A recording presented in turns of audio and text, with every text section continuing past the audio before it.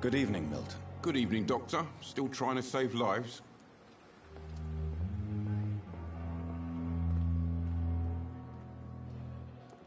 I'd like to see your goods. Wise choice, Dr. Reed. A reliable gun is what everybody needs these days.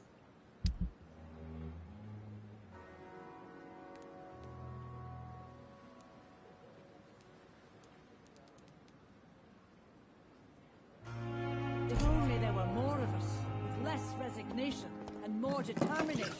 I know I can count on you. I wish I could say the same for the Perhaps I should have considered the offer from that Cadigan fellow. You're pushing yourself too hard.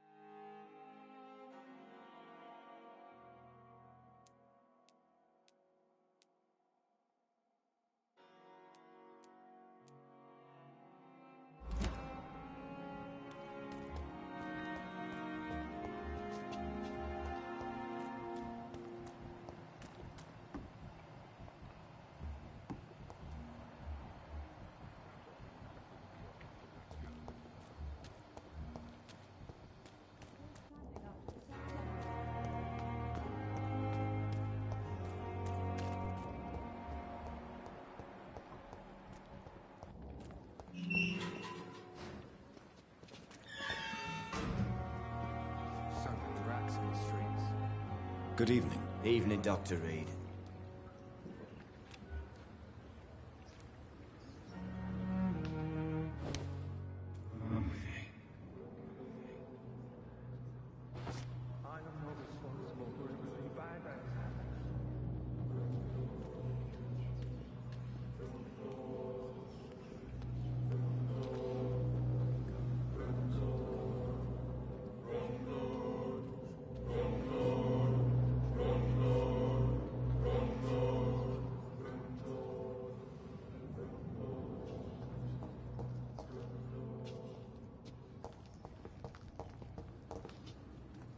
Good evening. Evening, Dr. Reed.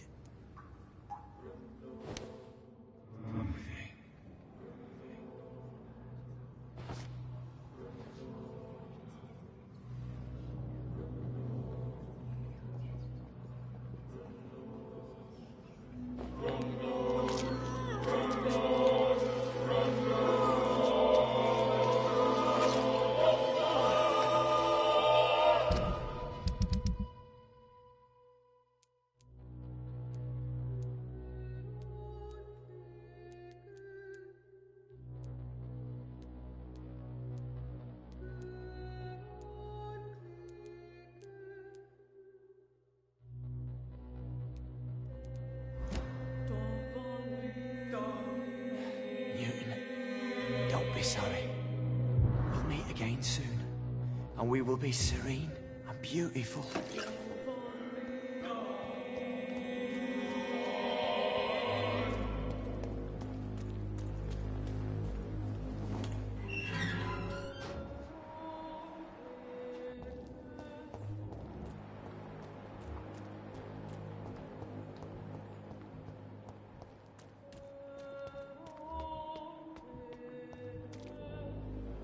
Hello again, Mr. Blight. Good evening, Dr. Reed.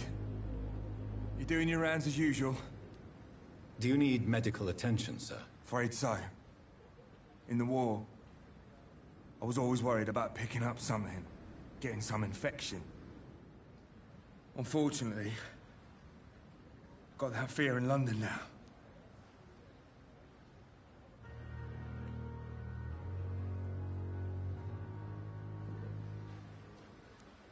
Throughout history, some diseases have done more damage to armies than any weapon created by man. You are wise to be careful. You're working at the Pembroke Hospital, aren't you?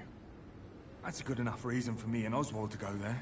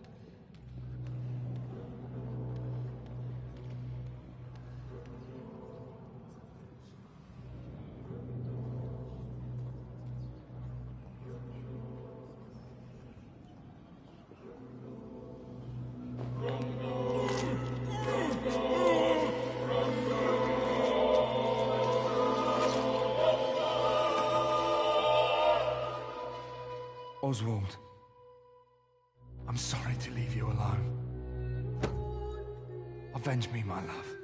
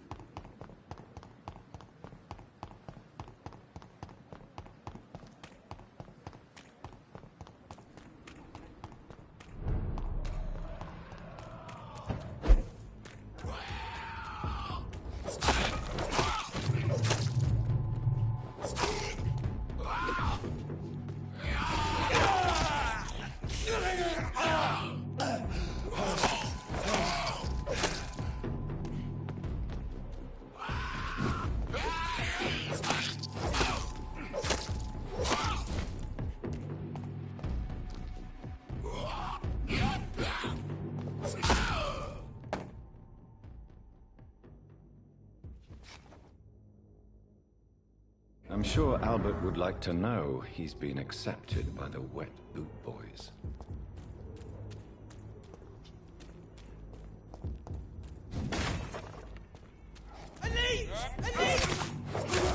It's on to us! Filthy blood shit! Mine!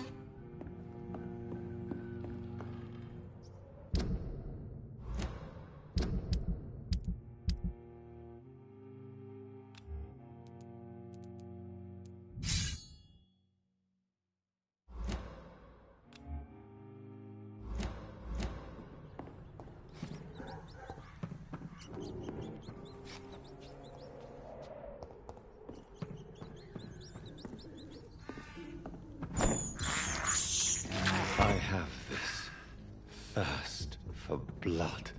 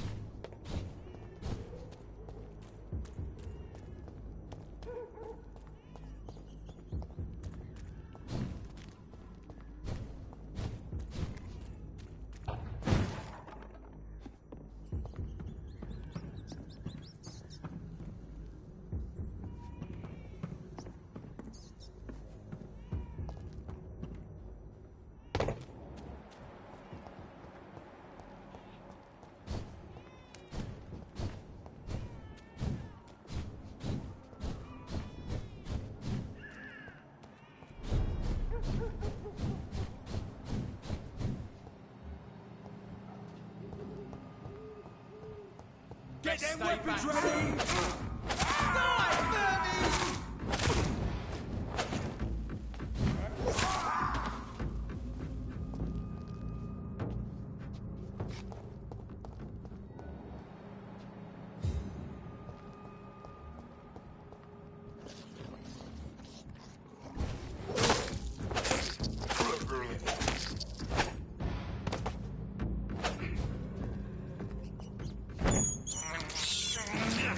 This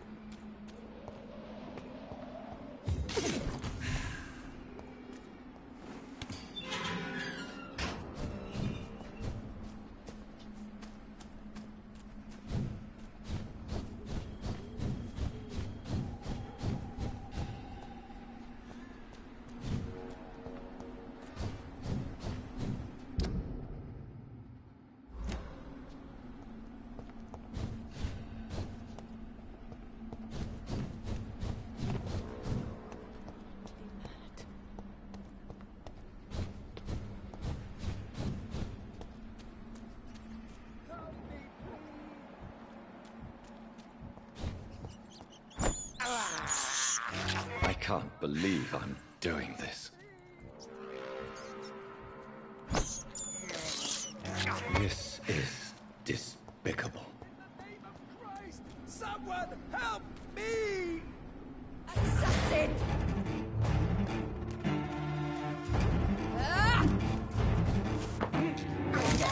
Jonathan, kill him. Revel in your true nature.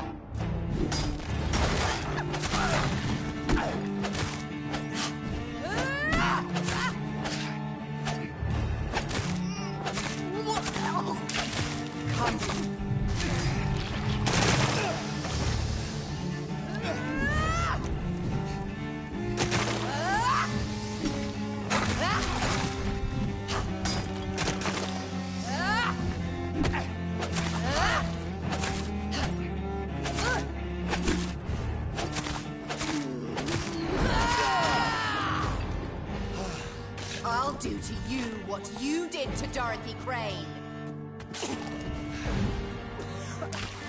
What have you done?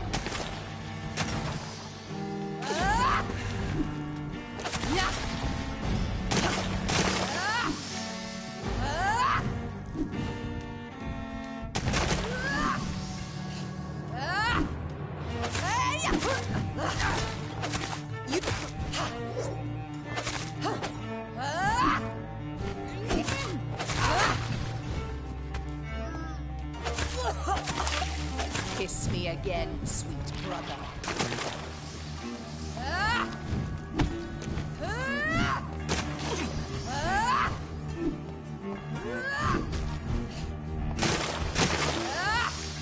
Abomination!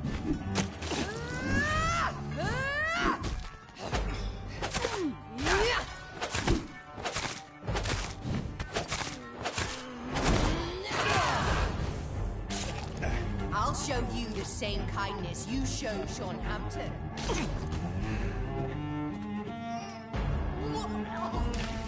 Rest in peace, monster.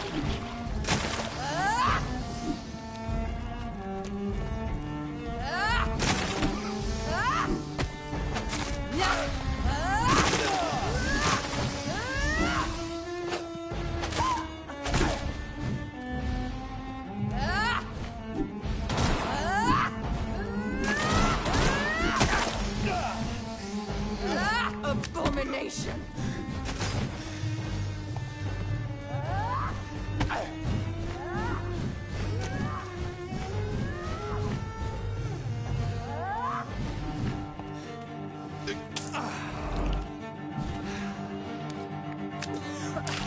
Come to me, Jonathan.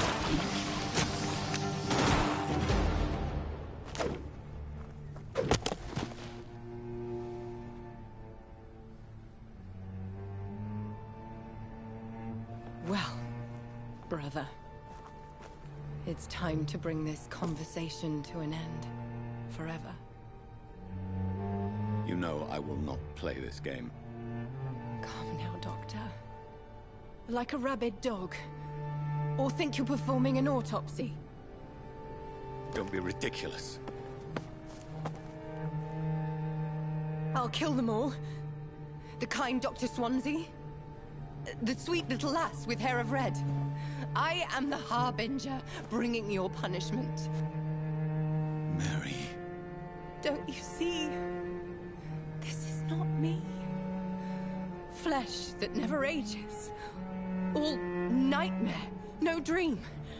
Bring it to a close. Let me sleep.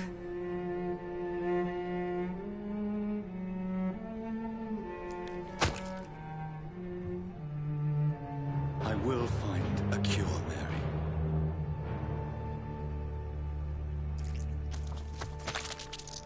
I swear it.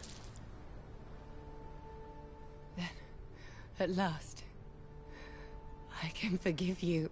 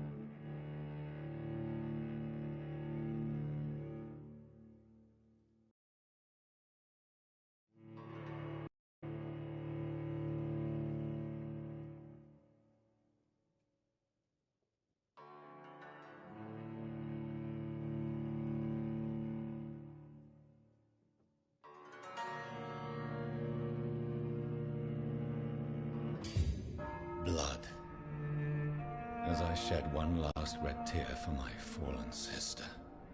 I realize the entire world now revolves around this singular word. The epidemic that has stricken London is not the Spanish flu. It is transmitted through the blood, via violent biting, turning survivors into frenzied immortals. I am Dr. Jonathan Reed. I am a vampire, born anew into an age of death and pestilence. While plotting factions close in around me, I am sworn to find the source of this epidemic. I am convinced greater perils are still to come. I know the answers I seek are hiding in our blood.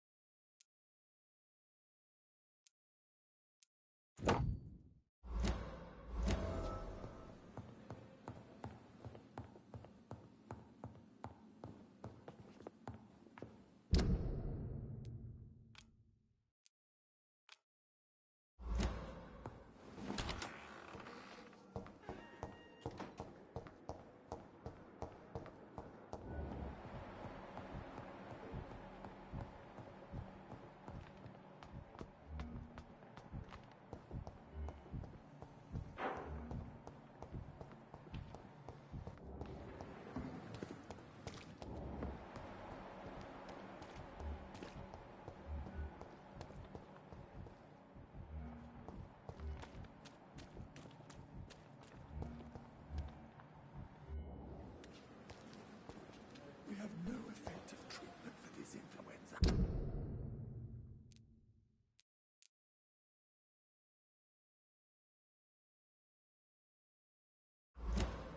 We are horrific liars. This is no time for trouble. We must take our patients.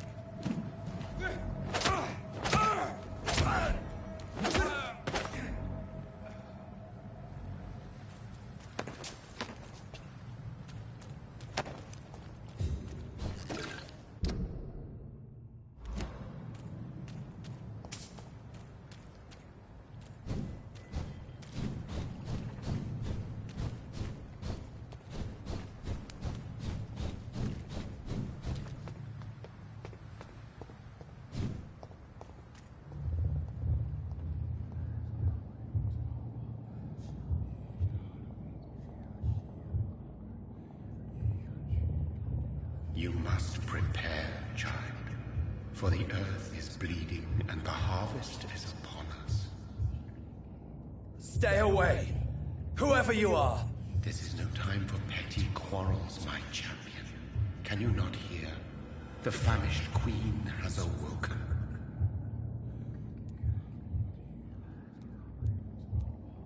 I insist you be quiet! Son, do you not see? You are the healing balm. I had to kill Mary! I have known your pain, child. Do not succumb to... Silence! I dismiss you, now! The land calls for a champion. All and everyone needs you. Silence! I'm tired of all these puppet shows.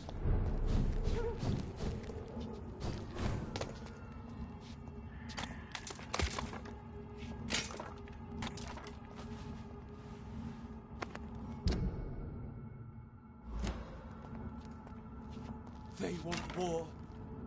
I'll show them war. Whatever this poor woman did, nobody deserves this kind of punishment.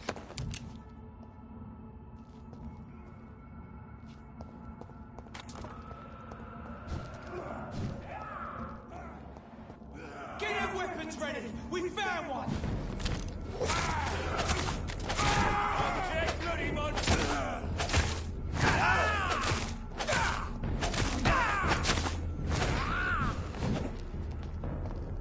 All of you, this is the killing!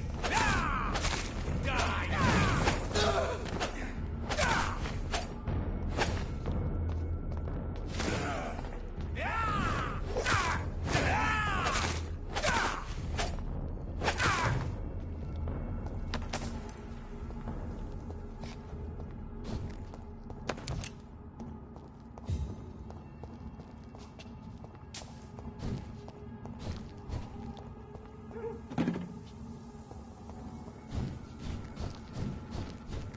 So this is where she lives. What a splendid house.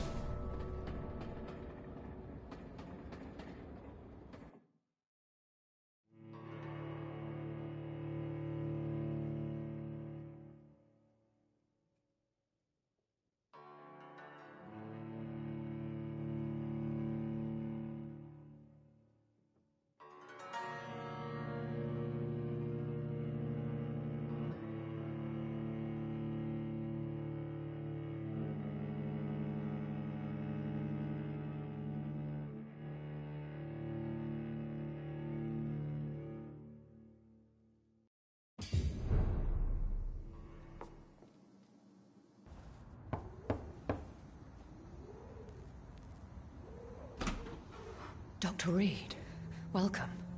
How are you? As good as one can be, considering the circumstances. Yes. Death and affliction seem prevailing themes of late. Please, come in. We have much to discuss. I hope I haven't disturbed you. Not at all. Actually, I was counting on you visiting me tonight. How strange, this painting. Beautiful, melancholic, yet with a haunting dignity. Indeed. A long time ago, a friend asked me to paint this for him, but I kept it in the end. I did not know you were a painter, my lady. There are many things you do not know about me, young Ekon. Please, call me Jonathan. Please excuse my behavior, Jonathan. I tend to tease my friends when uneasy. What is bothering you, my lady? Your letter was quite alarming. We will talk about this in a few minutes. For now, I would like you to tell me about yourself. How have you been since we last met, my friend?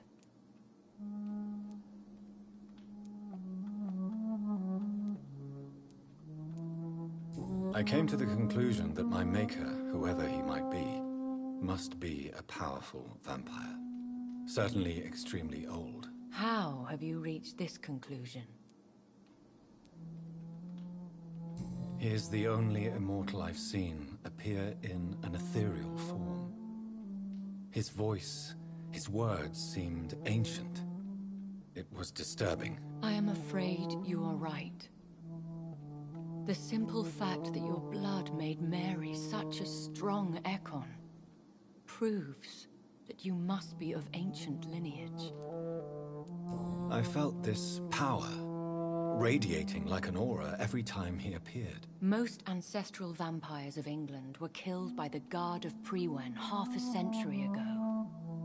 I wonder who your maker could be. You have no idea who he could be? Some of the ancient ones fled England.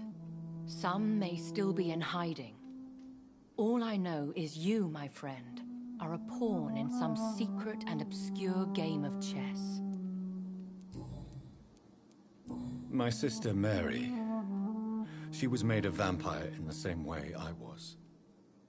She was the one killing all those people everywhere I went. Vengeance is a powerful force for those betrayed. Made vampire through careless error. Victims by surprise. In the end, she implored me to put an end to her misery. But still, I felt I had taken her life twice. I am so sorry for my accidental cruelty. Had I known your dear Mary was still alive, I would never have sent you to pray for her soul in that church. There is no need to apologize, my lady. Your words have been most helpful in these difficult times. Thank you, my friend. If only we could have guided your poor sister through her terrible nightmare. I swear I did not intend that. If only I had known then how vampires are created. That is the scientist speaking. In truth, most of us do not know how it really works. Personally, I make sure my prey will not return to haunt me. What do you mean? I am merciless, Jonathan. I only feed on the dying, and I make sure they are dead before leaving their remains. I think I should ask the questions, your ladyship. After all, it was you who invited me to settle this most urgent of matters. Fair enough, Jonathan. The situation is critical. We do not have the luxury for etiquette. Please do not misunderstand me. I would be delighted to discuss mundane matters and idle trivialities. If we survive the dark nights to come...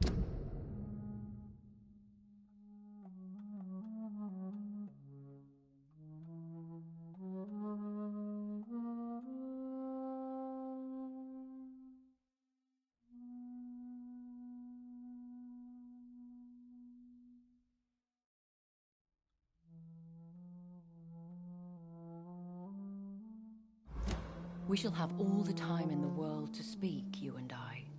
For now, please follow me, Jonathan. I must say, your house is exquisite. One of the advantages of living forever is having the time to be selective with one's furnishings. I took the liberty of having tea served. You can still drink tea.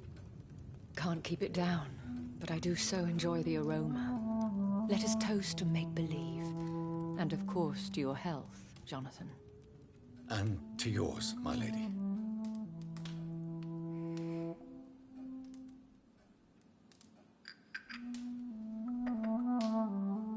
Please, call me Elizabeth. So, my lady, why truly did you invite me here? I've been asked to deliver an official invitation to meet the Ascalon Club.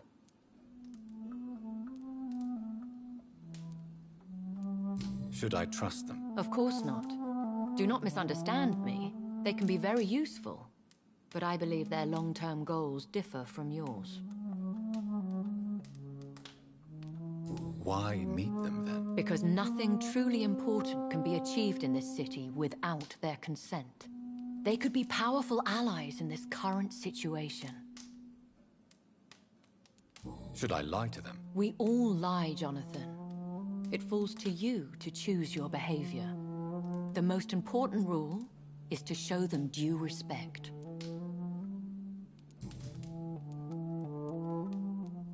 Who are they? Really? They are the embodiment of vampire law in Britain. Some say they influence the destiny of the Empire.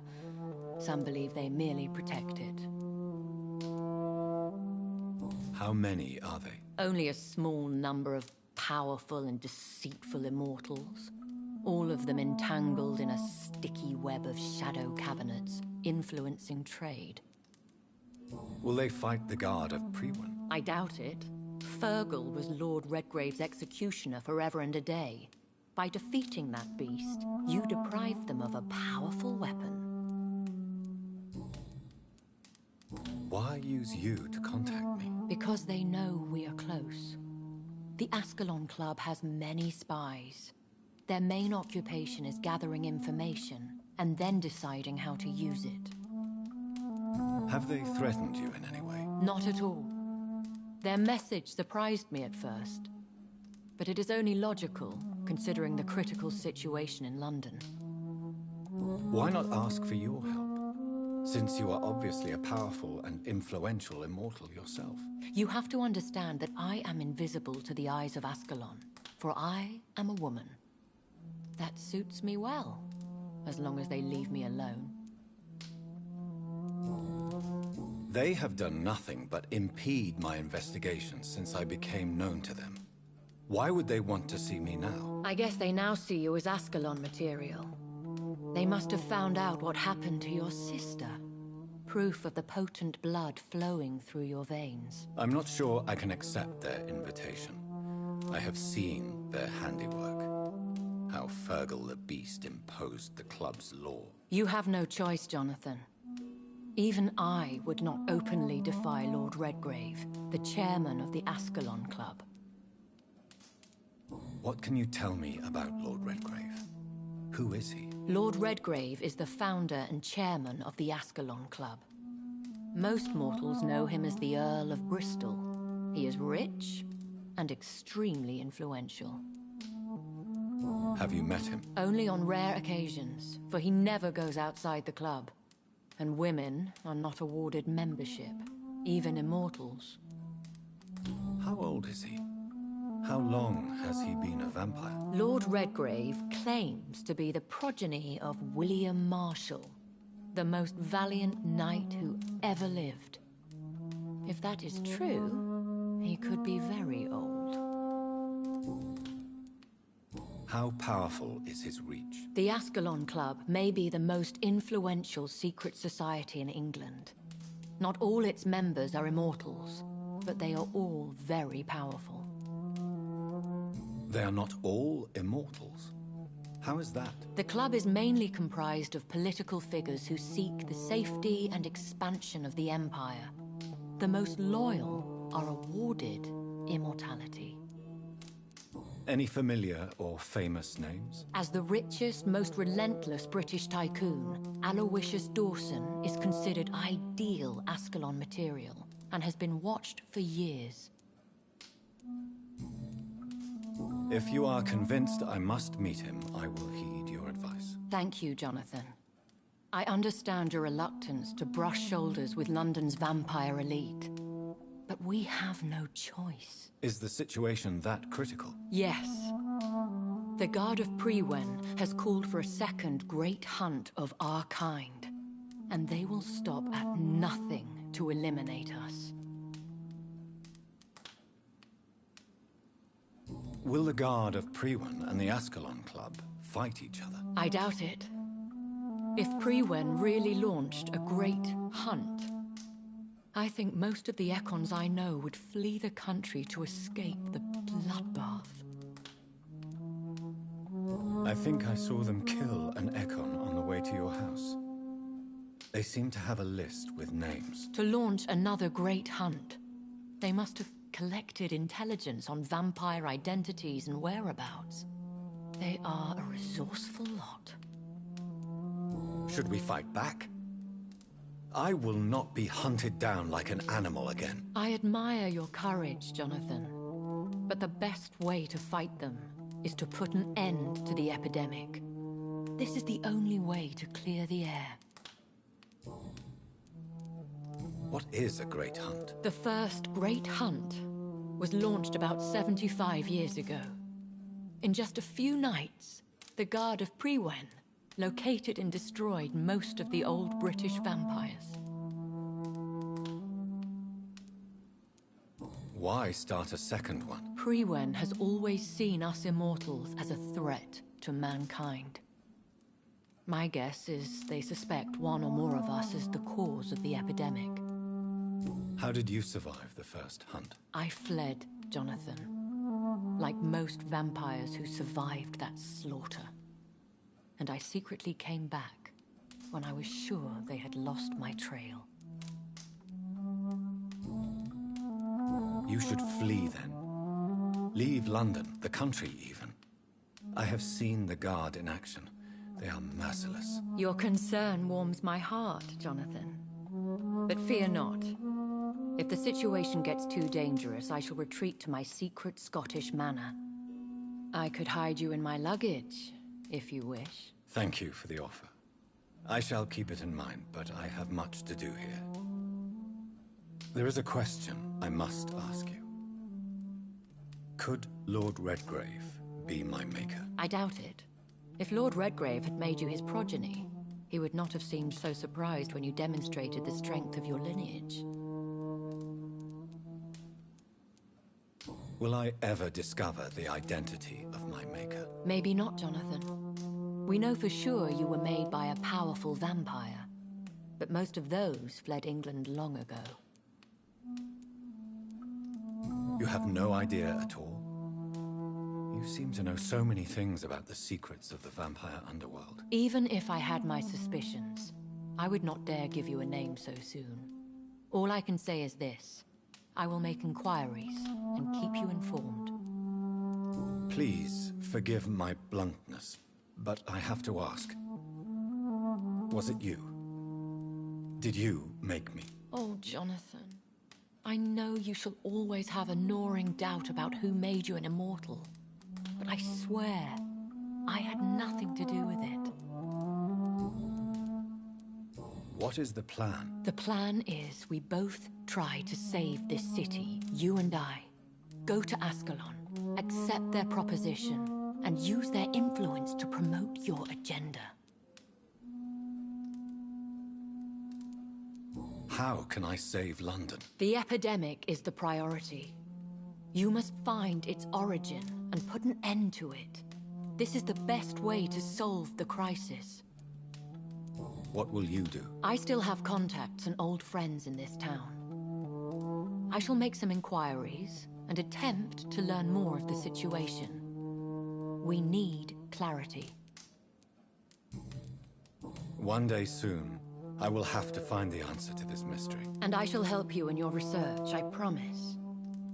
For now, you must go to the Ascalon Club and play their game. Will I see you again at the Pembroke Hospital? No, you will find me here if you need me. I shall conduct inquiries alone, and we can then share our discoveries.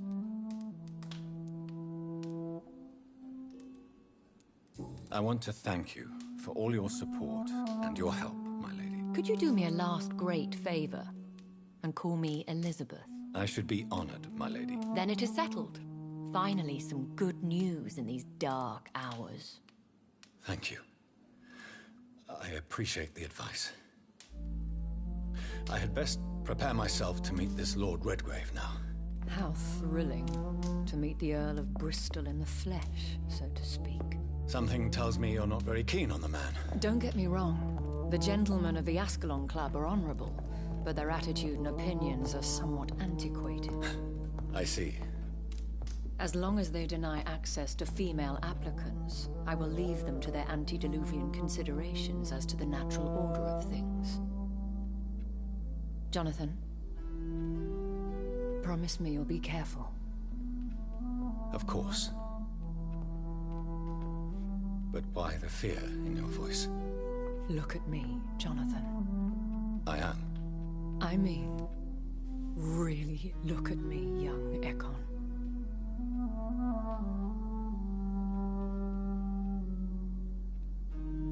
We may be deceptive by nature, But this heart of mine has always told the truth.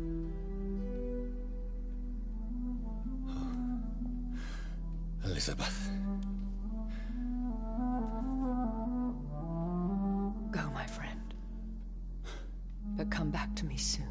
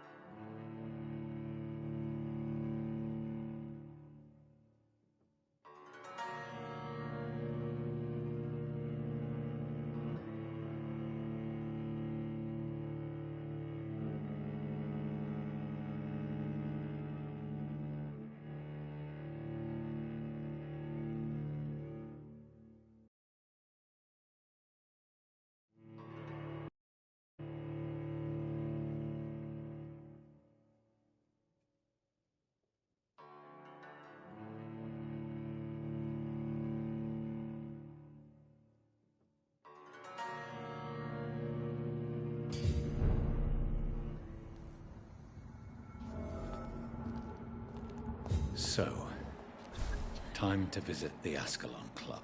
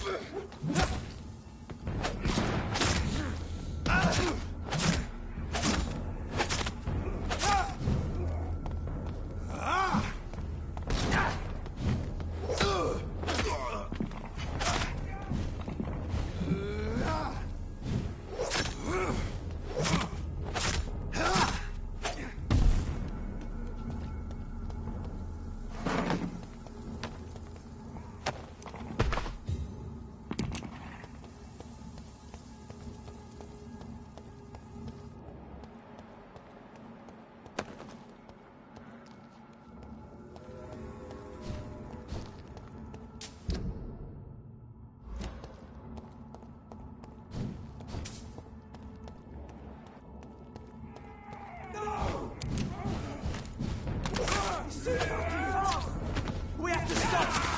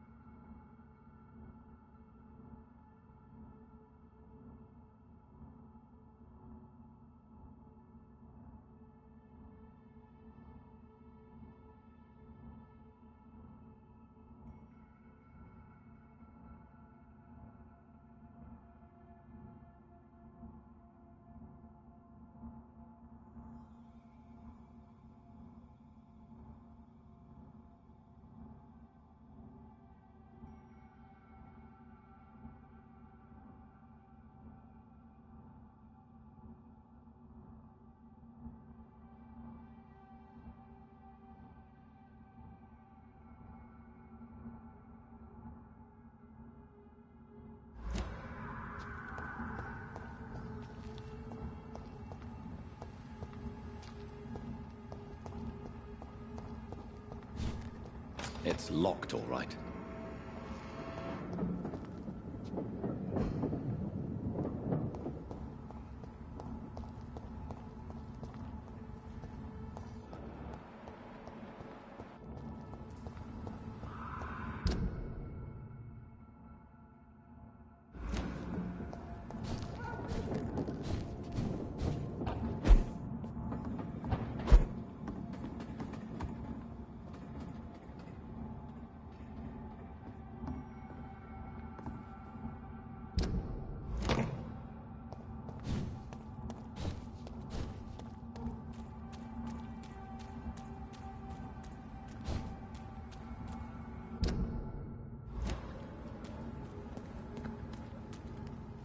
It's locked.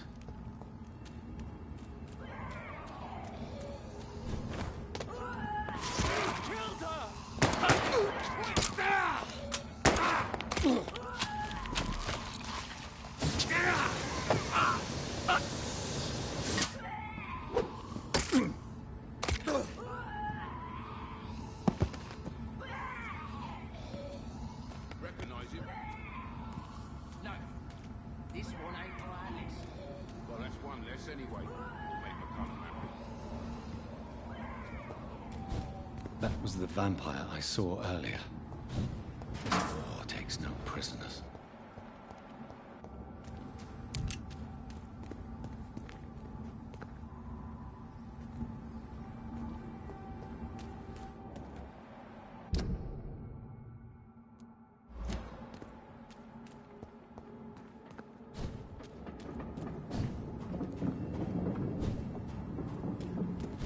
The West End.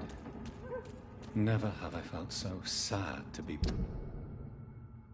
back home.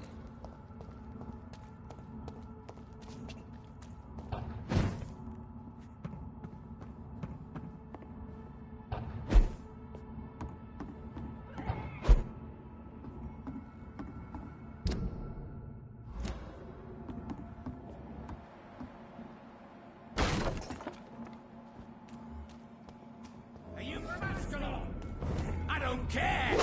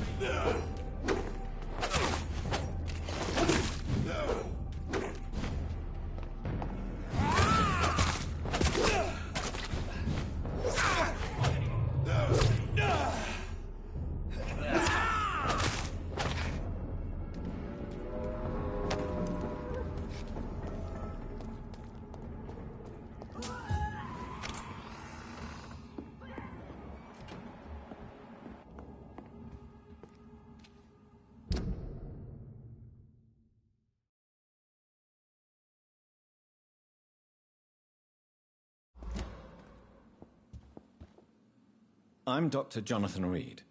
Do you need help, sir? I think I'm fine. But what happened to my jailer? Be careful. He's as vicious as he is strong. You don't have to worry about him anymore. What happened here? I am Tadao Kimura. I was imprisoned by this lunatic for several days. I thought I was going to die here. You're not going to die now, Mr. Kimura. If you hurry, you should be able to get home safely. It seems that I owe you my life. You have all my gratitude, Dr. Reed, since it is the most precious thing I possess.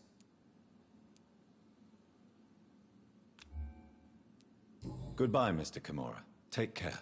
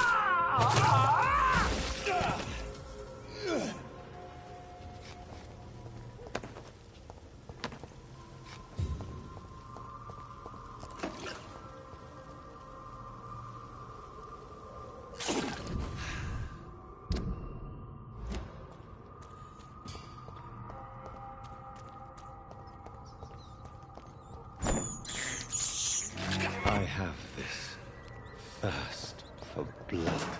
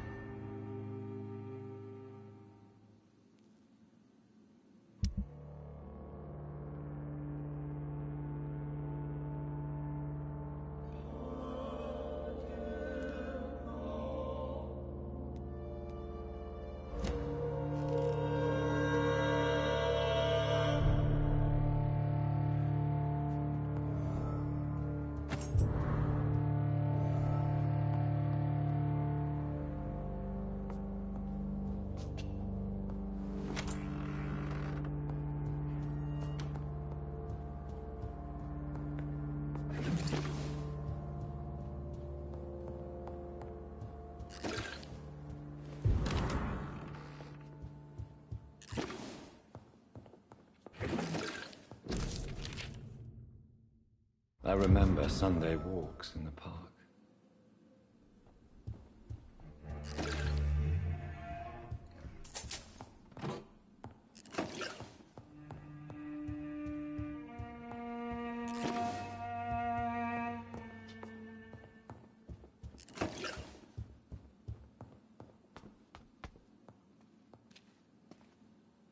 Good evening, Avery. Mr. Jonathan, I can't believe my own eyes. Oh, you have come back too late, sir. Far too late. I know, Avery. I know about Mary and my mother. I'm so sorry. It was my duty to watch over her. She left the house in the middle of the night. The police said... It's all right, Avery. The police said her body was found near your sister's grave in Whitechapel. You're the master of the house now. I'd understand if you fired me, sir.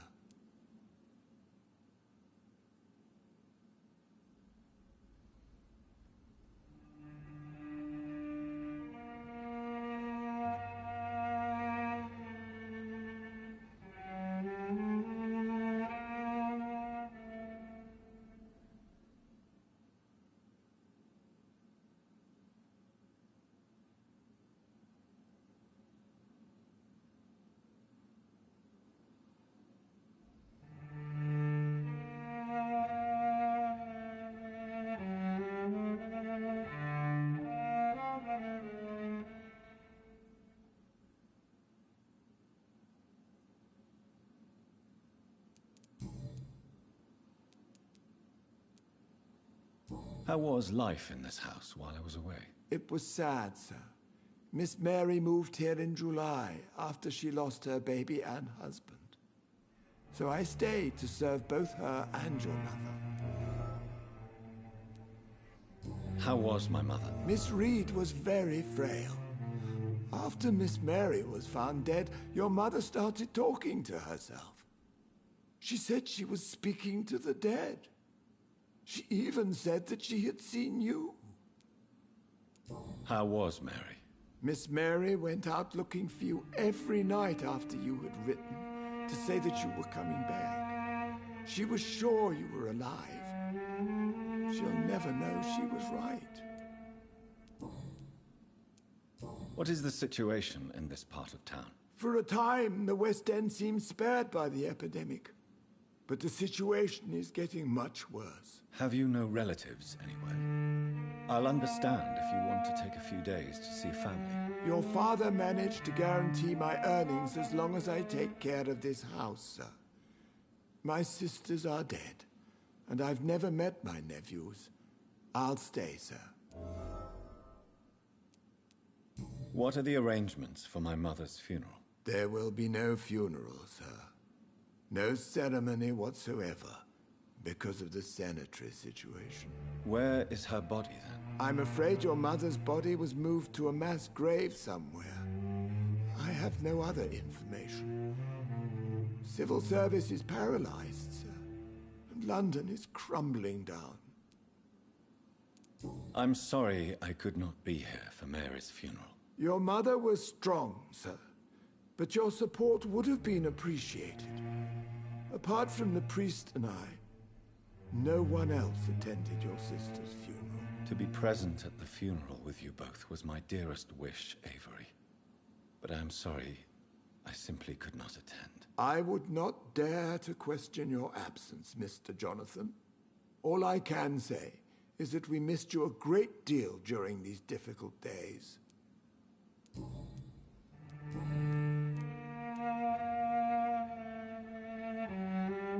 I found an old letter written by my father and addressed to me. Do you know anything about it, Avery? Your father wanted me to give you this letter for your 35th birthday, but you left for the war, and the letter remained in his office until tonight. I realize now you knew my father better than I did. Do you know why he left, Avery? Did he ever speak to you about his departure? No, sir. Mr. Reed was not exactly forthcoming. Perhaps this letter will give you the information you require. Thank you, Avery. We'll talk later. Your bedroom is ready as always.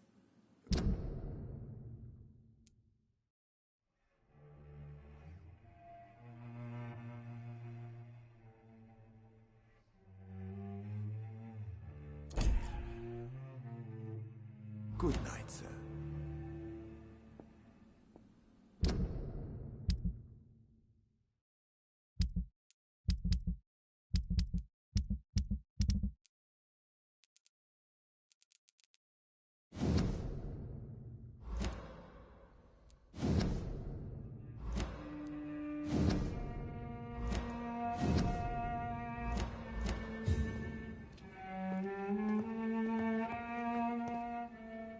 Yes, sir?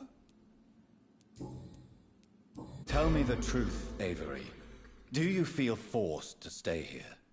Would you leave this house without the arrangement made by my father? No, sir. I have nowhere else to go.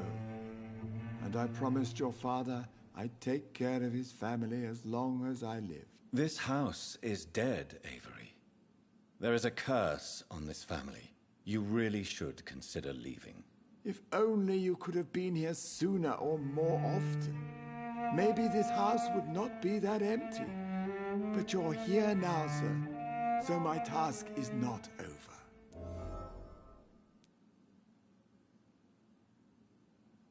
You have served this family extremely well, Avery. Your support during these terrible times is much appreciated. Then I will stay. All I ask is that you take care of my own funeral if I die before the end of the epidemic. No mass grave, please, sir. Do you really think I neglected my mother, Avery? Yes. I see. Well, please go on. Speak freely. It's not as if there is anything left to treasure in this house. Just like your father. You always had this capacity to focus only on what interests you. It surely helped you become a great doctor, but not such a great son. Do you need medical attention, Avery? I won't refuse, sir. I don't feel that good these days. Here is your prescription. You'll feel better soon enough. Thank you very much, sir.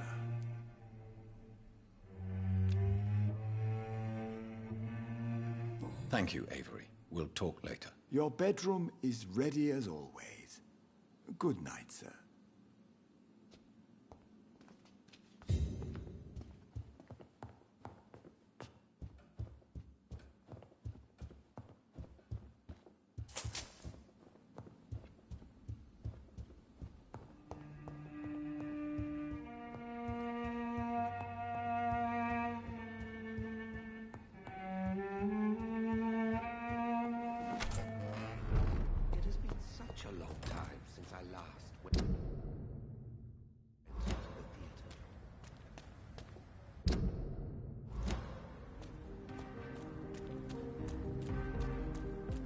The Ascalon Club. The heart of British vampire society. Not quite as subtle as I expected.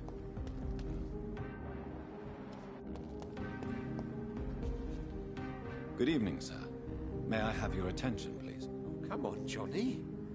Don't you recognize your oldest friend? Clarence. Clarence Crossley. How are you?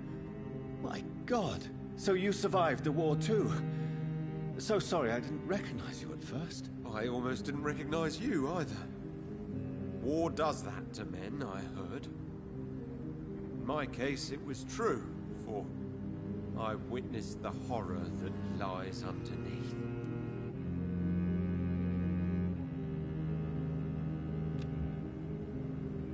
Do you need medical assistance, Clarence? It's a little late for visiting hours, don't you think? What can I say? I haven't lost my old habits. I hope we're talking about the same habits, old friend. When did you escape the war and return to London? You know what's funny?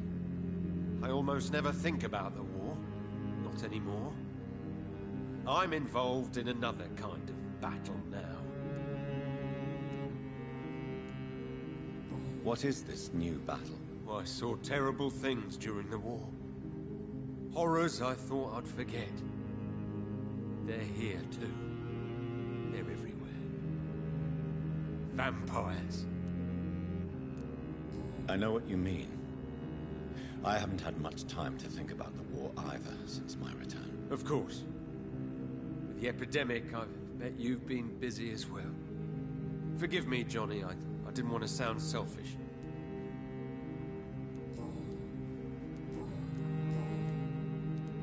How is your wife, Venus? We've spent so much time away from each other. And so many things have happened. But you're alive. You returned in one piece and you have a family. How many soldiers can say the same? Believe me, it's not quite that simple. Unlike you, I'm not the man I used to be. Is everything all right at home? Surely Venus was relieved to see you return from France in one piece. Have you forgot what people are like in this part of town, Johnny? Venus fears for our family reputation. Now her husband has become the village idiot.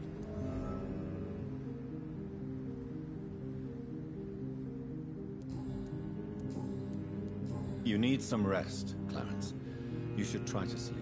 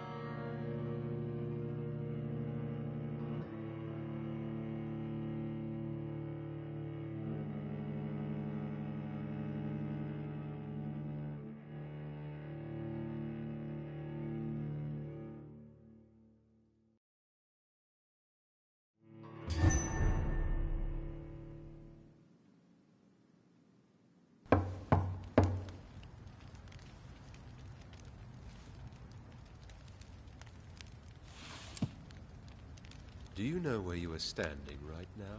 In front of the Ascalon Club, I presume. The Ascalon Club only summons or ostracizes. What is your business tonight? I received an invitation. I'm Dr. Jonathan Reed.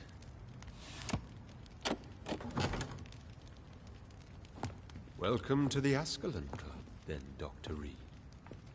Please proceed. Lord Redgrave is waiting on you upstairs.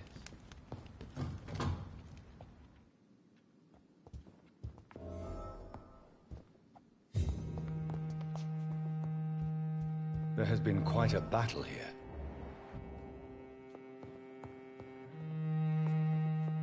I'm sure the Ascalon Club has the money to replace the furniture.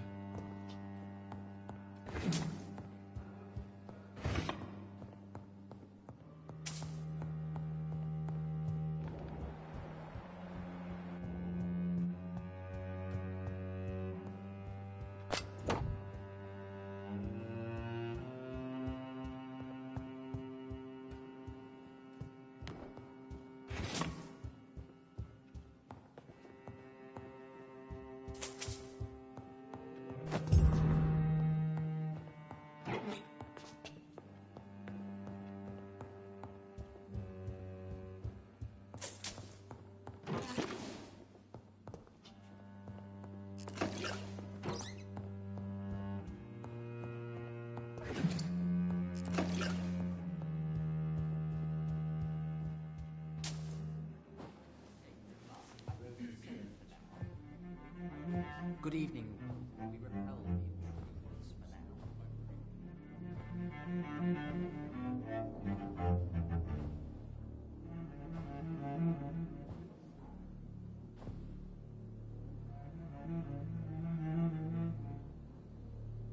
My good friends, if I may have your attention. Behold our visitor, the good Dr. Reed. Newborn of blood so pure and strong that even my friend Fergal Bansher was no match for him.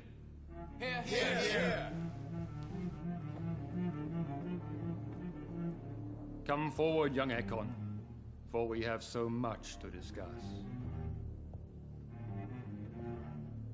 Welcome to the Ascalon Club, Dr. Reed.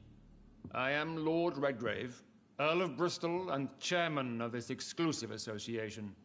Lord Redgrave. At last we meet. I've been eager to make your acquaintance. I've heard some astounding things about you. Please accept my condolences for your loss, Dr. Reed. Thank you, my lord. Lady Ashbury expressed your wish to meet me. Yes. The lady has always been a useful acquaintance, though not always reliable. Is she a good friend of yours?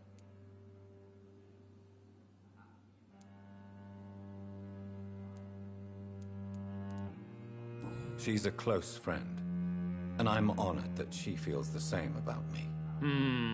The centuries have taught me never to trust a woman completely, especially if she is a mortal. Too prone to emotions, if you ask me. Too fickle when it comes to important decisions. My lord, do not expect me to speak ill of Lady Ashbury. Of course not, and I praise your loyalty. Would you offer the same fidelity to the Empire? What do you mean? I speak of the Skull Plague that threatens London and the country.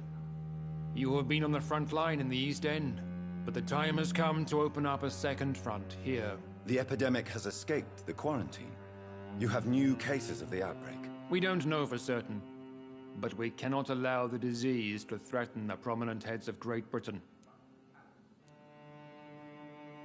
Why have you asked me here? Because the crisis is escalating. Our enemies, the Garda Priwen, have even launched an open hunt. The only way to calm things down is to put an end to the epidemic. You want me to find possible sources of the outbreak in the West End? Is that it? Ah, straight to the point, like all eager newborns. We shall have time to talk about all this, Dr. Reed, but first, I should like to get to know you better. Talk? Is that the only reason you asked me here? Well, no. I also wanted to meet the intriguing Ekon who made such a powerful progeny of his sister. You have not learned the name of your maker, am I correct? No, I haven't. Have no embarrassment, Dr. Reed. We all make mistakes. But whatever your lineage, you are definitely Ascalon material. What do you mean? I would like you to become a member of the Ascalon Club, and to serve me as such. I agree to join the club. This is good news. Good news indeed in these crucial times. Let's inform the Assembly formally and proceed with your initiation. My initiation? Fear not. Nothing fancy nor dangerous. It is just that we, the members of Ascalon, believe that tradition and custom are the backbone of this country.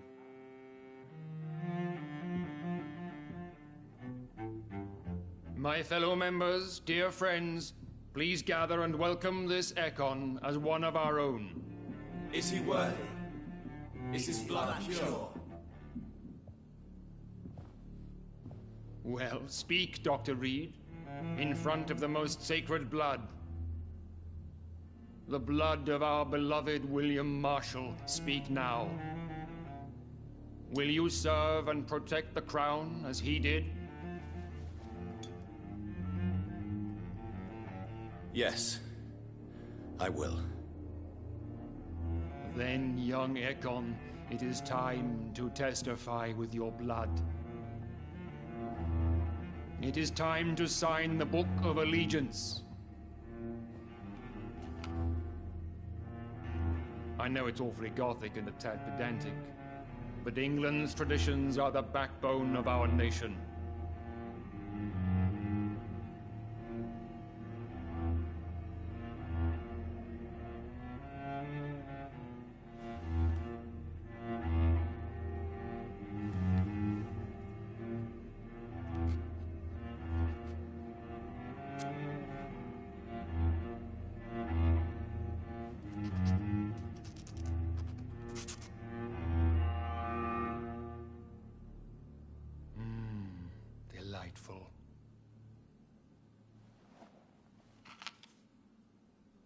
Welcome to the Ascalon Club, Dr. Reed.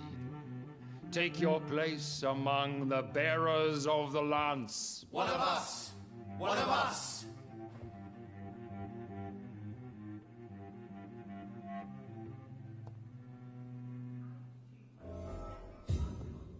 That went well, did it not? It is always useful to bolster the troops' morale, especially before a difficult battle. You have the makings of a general, my lord. I was, though very long ago. Well, not quite a general, but a proud defender of the crown. So why did you really want to meet me? Straight to the point again, young Ekon. All right, let's talk, you and I, Lance Bearer. I'm listening, my lord. According to my spies, you have worked with Dr. Edgar Swansea on the epidemic, and your findings were quite alarming. Do you know Edgar Swansea? Not personally, but I've been told he has some sort of immortal fetish and is a good friend of yours. Does it bother you that I consider him my good friend? As long as you reveal nothing of the club's inner workings, why should I forbid you engaging in conversation with the good Dr. Swansea? You were spying on me? Not personally. I rarely leave this building. But once he found you, Fergal kept me informed. Until you put an end to his mission. You do know I killed him? Yes. Will you bear ill will towards me for his death? Of course not. Your victory was quite impressive and courageous. You earned my respect. Who was Fergal? I don't see him sipping tea with the others in the club. Fergal Banshire was my squire of sorts. Even before becoming that magnificent beast, he was a brute. He served me well for decades. No, I mean, what was he? He was clearly no ordinary vampire. No. He was a Volcod. All muscles and instinct.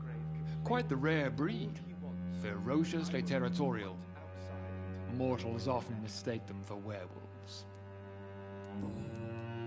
Yes, I'm convinced the recent invasion of frenzied Scals in London is directly linked to the epidemic. This is not the Spanish flu, but something else. I would be glad to hear more of your discoveries, Dr. Reed, but for now, my main concern is the security of London's inhabitants, both mortal and immortal. What do you mean? Alarmed by the epidemic, the Guard of Prewen has started a war against us British vampires. To appease the situation, we must eradicate the Scals.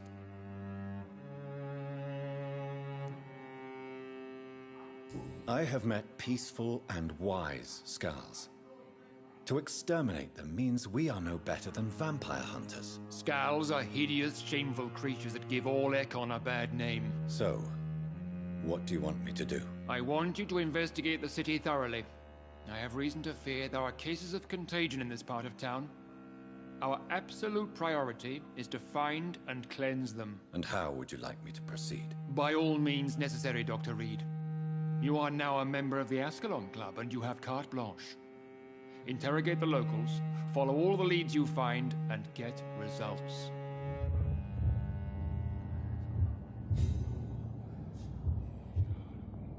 Have you heard the rumors of some horned vampire revealing himself and singing obscure songs around the city? What is this new malevolence? Scals have been spotted everywhere in London. We are losing this fight. Good evening, Dr. Reed. How does it feel to be this evening's centerpiece, figuratively?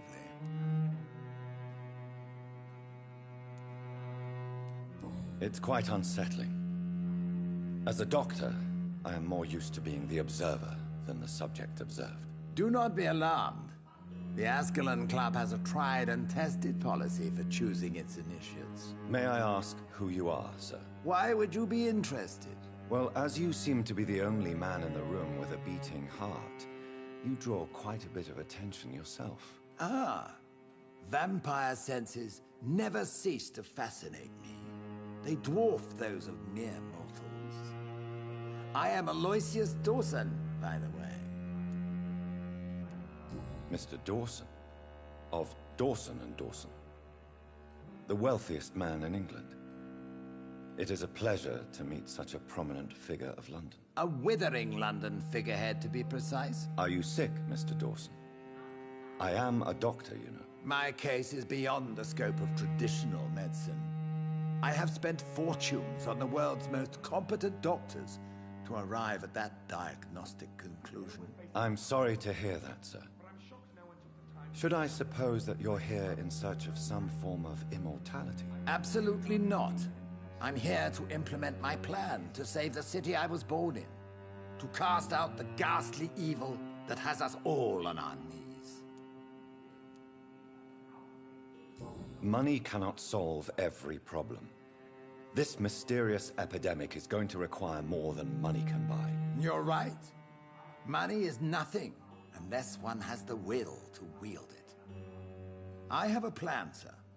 A radical one that will save all that is essential in London. What is your plan, then? Quarantine and barricades are futile. What we need is a wall. A formidable, unscalable wall to isolate the deserving from the infected masses.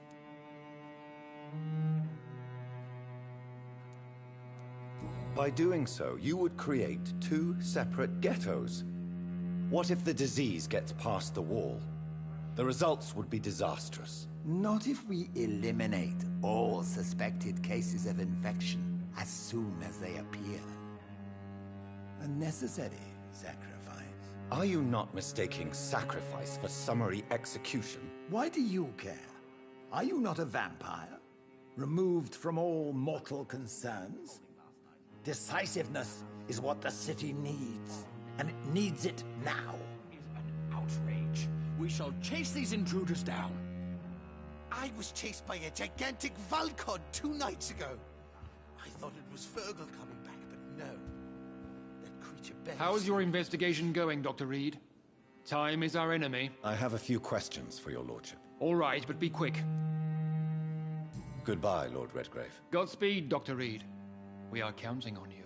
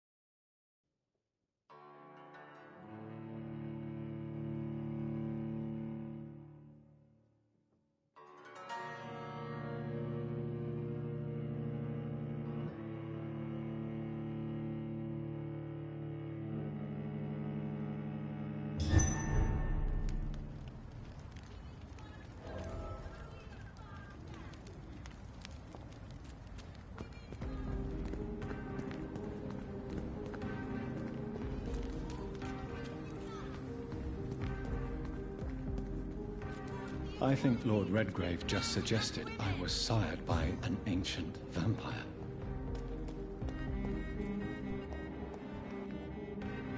Good evening, miss. Oh my god, no. Please, Mr. Vampire, don't kill me. Please, no. I'm too young to die. I still have so much to offer this world. Wait, no. Why do you think I would... What? Don't worry, Dr. Reed. I know you wouldn't harm me. Mother told me you were in this part of town and might drop by. Your mother? My name is Charlotte, sir. Charlotte Ashbury. My mother taught me long ago how to recognize the signs that betray a vampire. I understand she also taught you how to tease and gently mock innocent young Econs. It's a pleasure to meet you, Miss Charlotte. I'm investigating the source of the epidemic in this district. Have you noticed anything unusual recently? A few days ago, I spotted a strange house while campaigning for women's suffrage. Awful smell. No answer when I knocked. Where is it? It's the Mullaney's. A nice family who live in a big house near the park in the eastern part of this neighborhood. Goodbye, Charlotte. Give my best regards to your mother when you see her.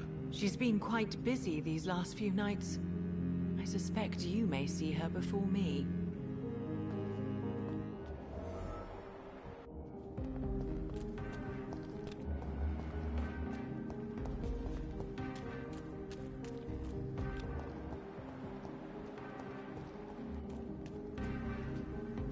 We meet again, Mr. Kimura, in a more peaceful situation. Dr. Reed, still visiting London by night? We must both be nocturnal animals, you and I. After your captivity, I thought you'd be more cautious. Breathing the cold night air helps calm my mind, sir. I've had the most frightening nightmares since I escaped that filthy jail.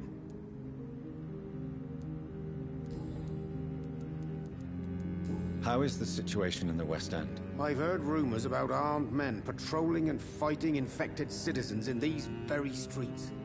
I was lucky they didn't shoot me when I was abducted.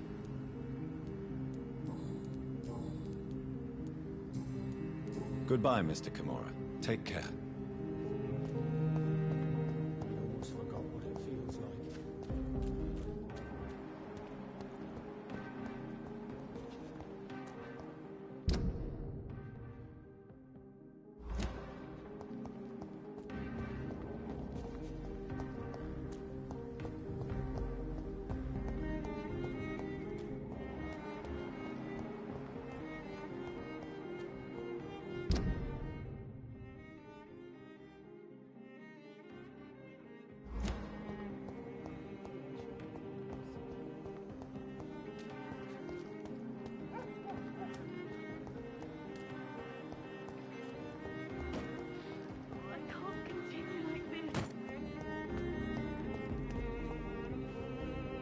Good evening, miss. Can I help you? I'm a doctor. Dr. Jonathan Reed. I am... Karina Billow. I don't need any doctor. The rats. Where are the rats? Miss, you don't seem well at all. Are you afraid of rats? Has one bitten you? No, it's me who bites them. Tasty, juicy, disgusting rats. I can't stop eating them. Help me, please. Help me to disobey the voice.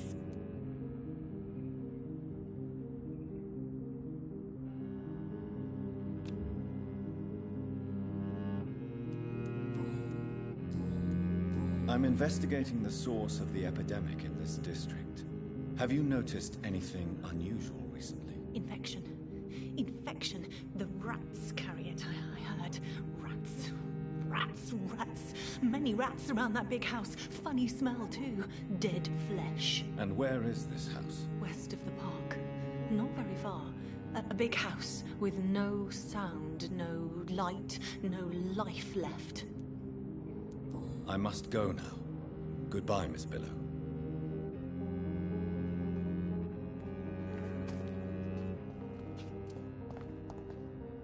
Rats. Tasty rats. Those Those clever rodents are cautious now. They won't approach.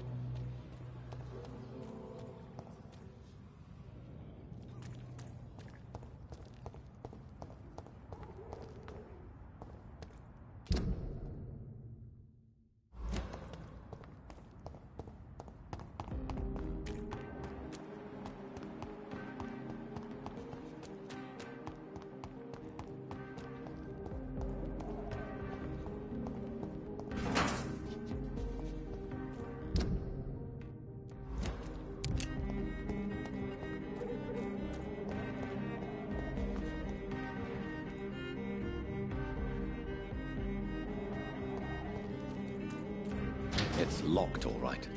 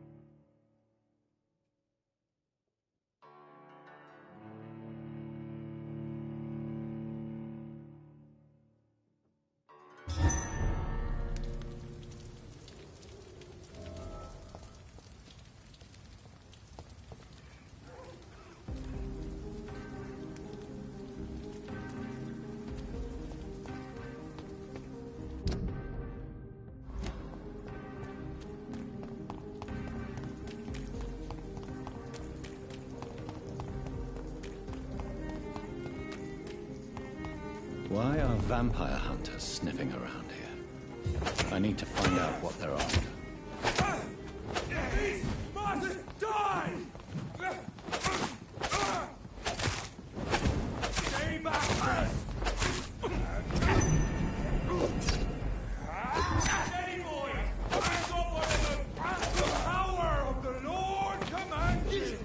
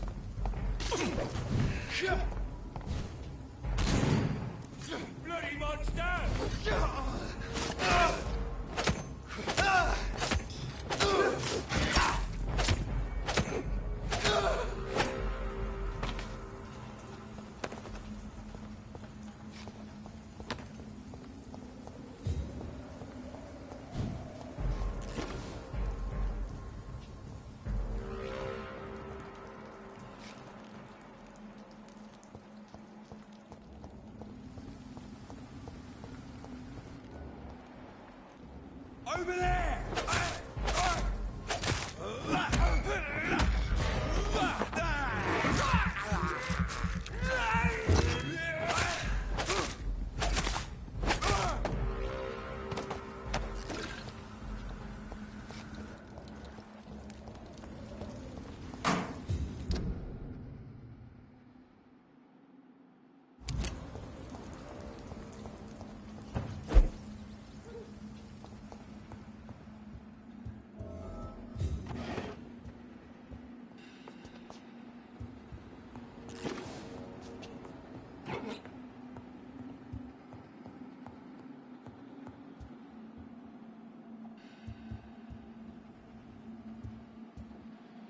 This woman's body has multiple lacerations.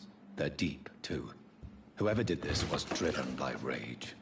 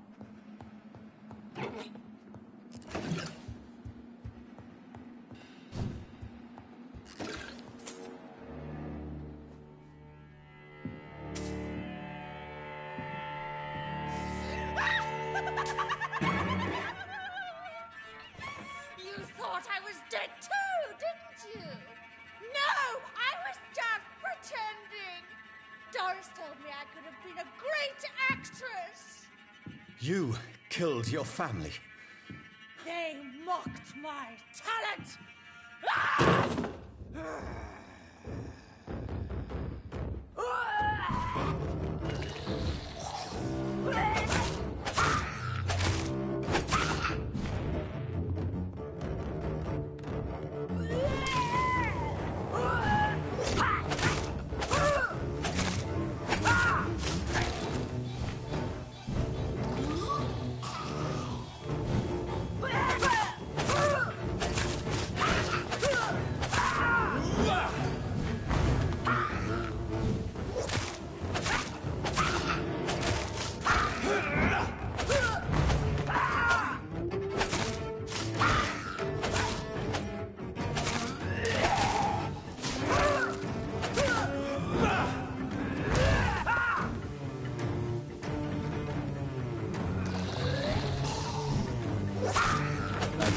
Such a radical mutation.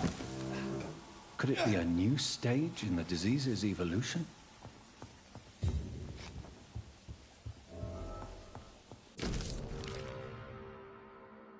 So, this girl took lessons at the famous Doris Fletcher acting school.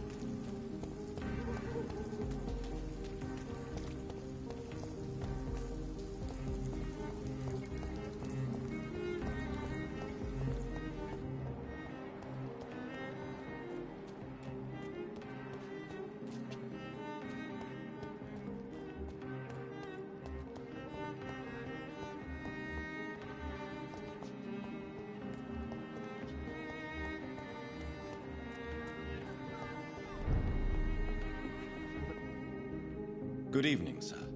Please forgive me for disturbing you. I'm a doctor. I never judge a man by his title, but by his attitude. And you are not disturbing me at all. I am Calhoun Russell, and I welcome you. Well, I must admit it's good to receive a warm welcome for once.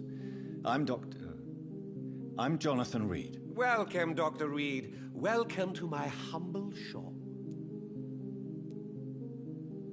I may have a look at your goods, Mr. Russell.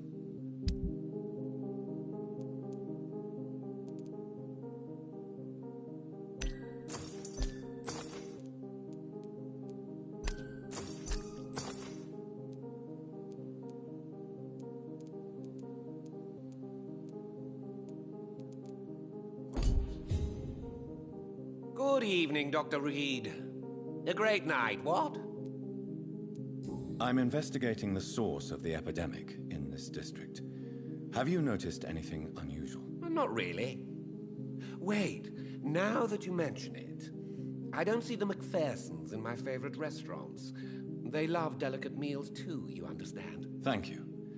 It may be nothing, but I'll investigate anyway.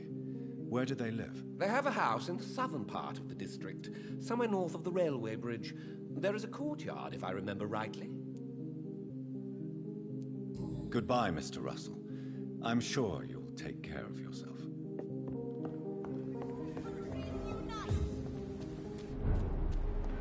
Support the equality between men and women. Good evening, Dr. Reed. A great night, what? Do you have any family nearby? Not since my parents died. I'm London's lone gourmet. Really? But you seem to be such a pleasant and sociable fellow. I'm afraid the real hedonist has to be sometimes. I discovered ecstasy as a solitary pleasure, but it does not mean it can't ever be shared. London's lone gourmet. What a strange title. I used that name in my early years when I was a food critic, and I kept it.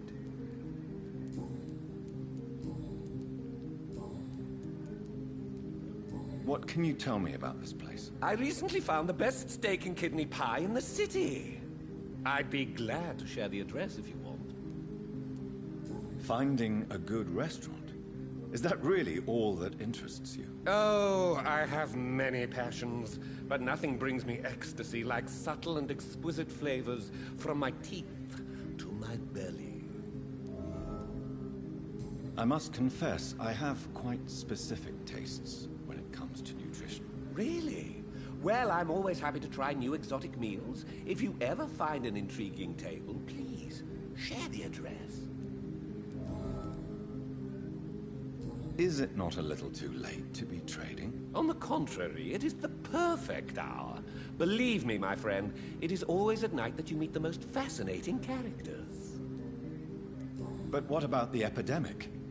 The bombs and raids? And all the random violence? Please, sir, this is London, England. We will prevail.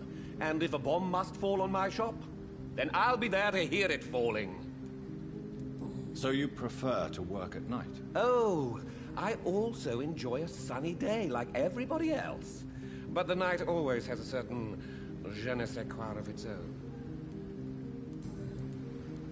How is the situation in this part of town? Life is good and peaceful.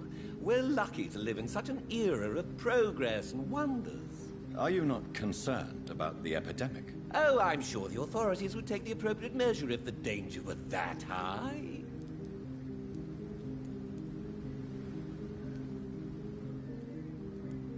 I'm afraid the newspapers are seriously underestimating the situation.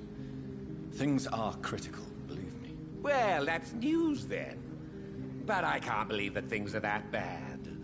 Are you sure you're not exaggerating a bit? For the thrill of it?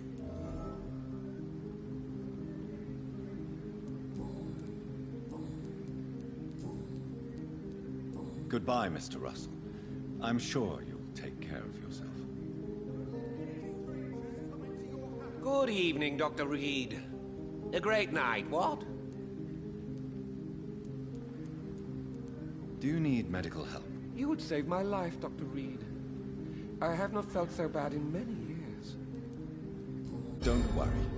There is nothing serious to fear. I have seen far worse, I can assure you. I cannot imagine the pain these people must face then. You have my gratitude, Doctor. This disease has ruined my appetite. Goodbye, Mr. Russell. I'm sure you'll take care of yourself.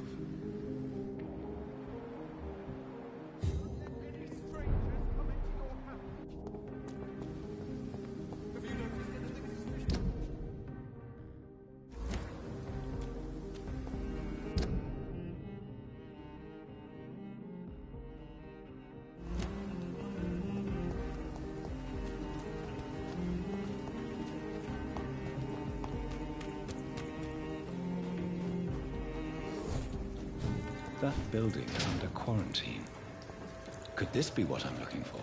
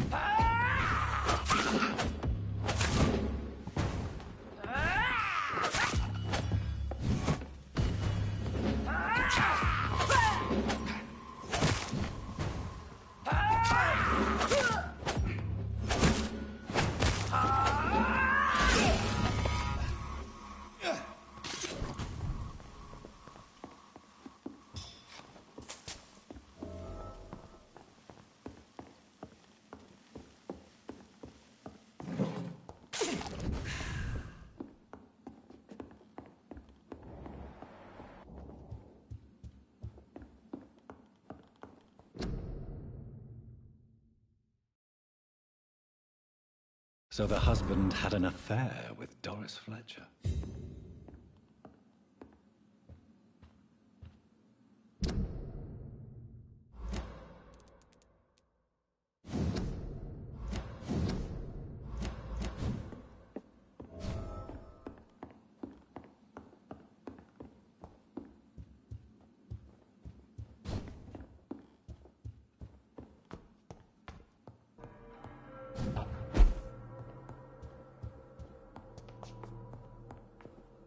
Doris Fletcher seems to be the missing link here.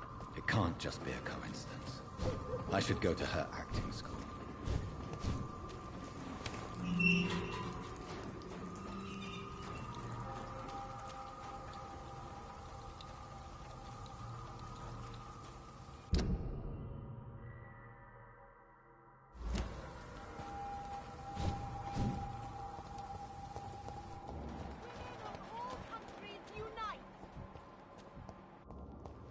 Women's right to vote is only the first step.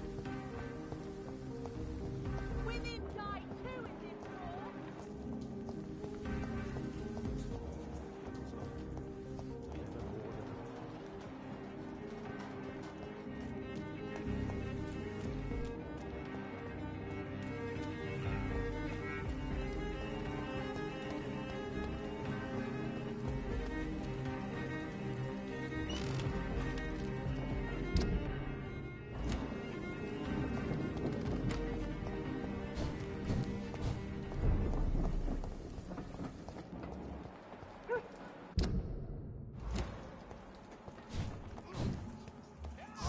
Fancy clothes? This one's a top!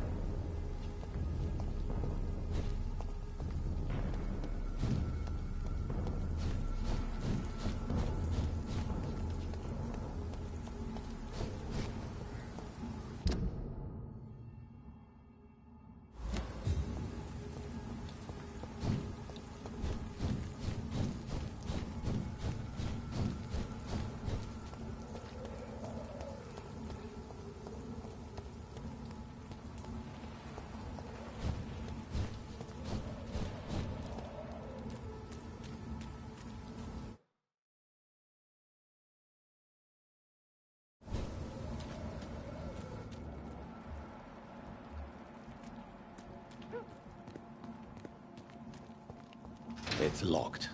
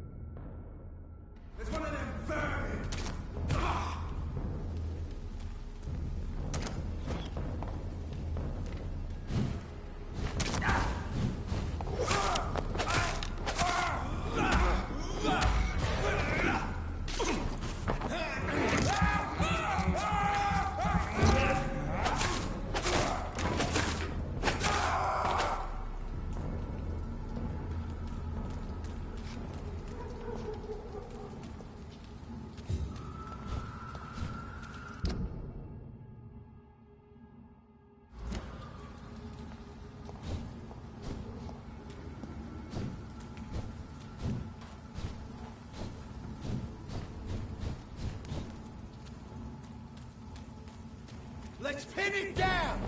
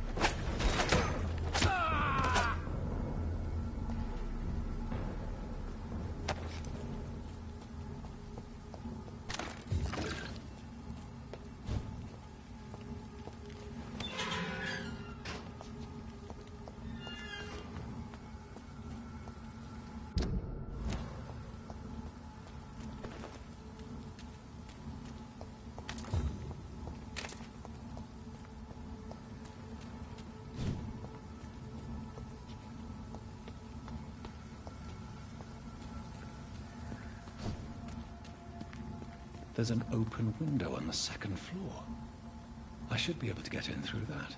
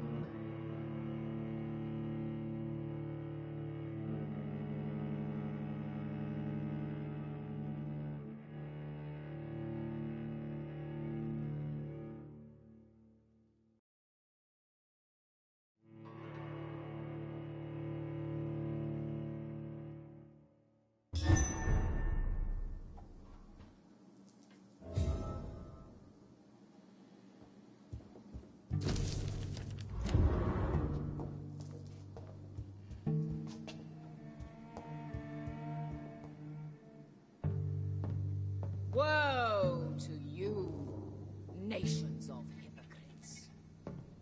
For in front of you stands the tall queen. You can but lower your head, fit only to smirk at her. Can that be Doris Fletcher's voice? Where does it come from?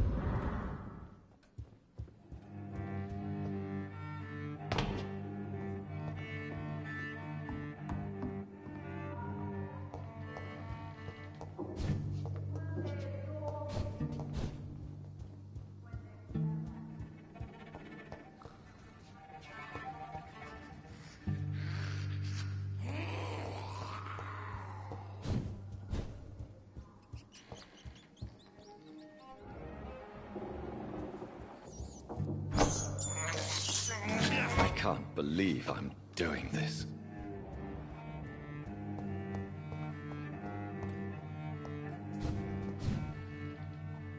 I cannot enter.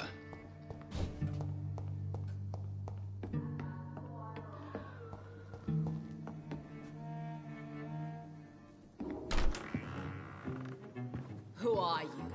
You who dared enter my realm. Are you here to worship or mock me? I'm here to put an end to the vampire epidemic, Miss Fletcher. Ah. But Doris Fletcher is no more. She was consumed by this putrid flesh that now enshrouds her. You feel anger for what happened to you, but I can help you. I'm a doctor, Miss Fletcher. Doris Fletcher is no more.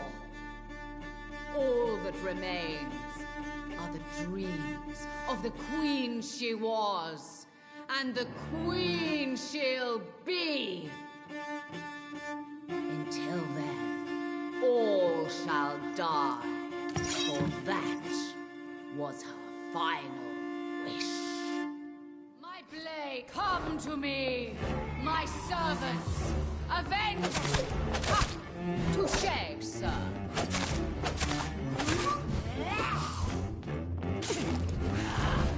Ha! Your hand is shaking.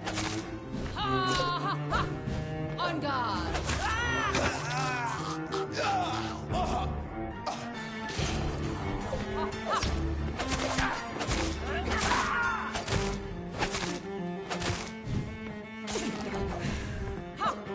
Touché, sir.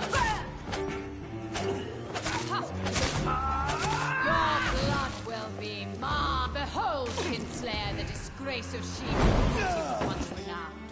Will she be the queen again once they all share her fate? Ah!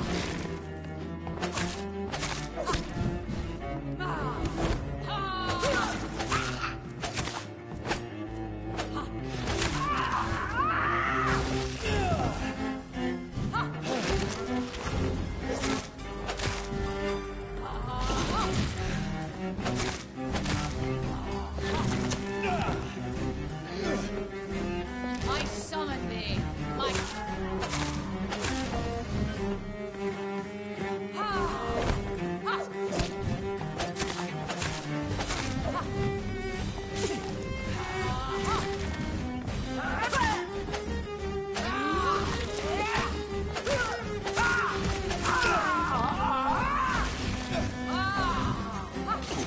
On guard!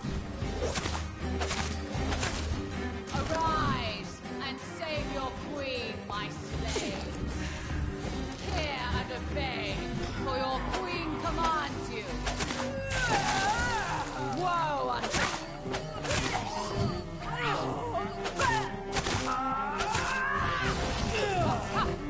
I smell your fear.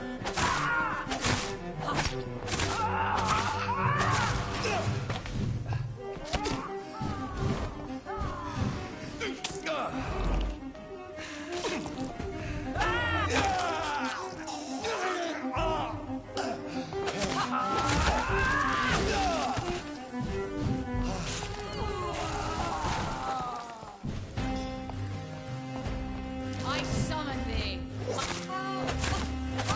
Your blood will... Wait. I beg you, wait. What? I don't want to die. And I did not come to kill you, Miss Fletcher. Will you spare me then? Save this cadaverous carcass of mine. Does your heart beat a little faster now? You fancy me then, Doctor? No, Miss Fletcher. My dead heart will beat for only one. Ah! Is she pretty? Is she sweet and tender? To me, yes. Ah! I hate her already. I know. And this is partly why you must be destroyed. But you just said... That I did not come here to kill you, yes. But I realize now the threat you embody must be stopped.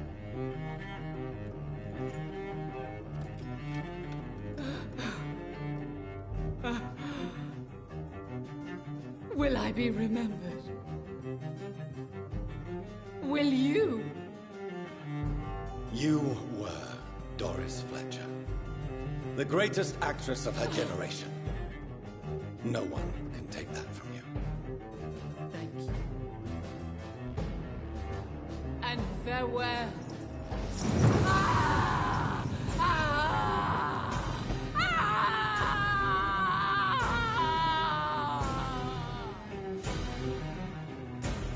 Farewell, Doris.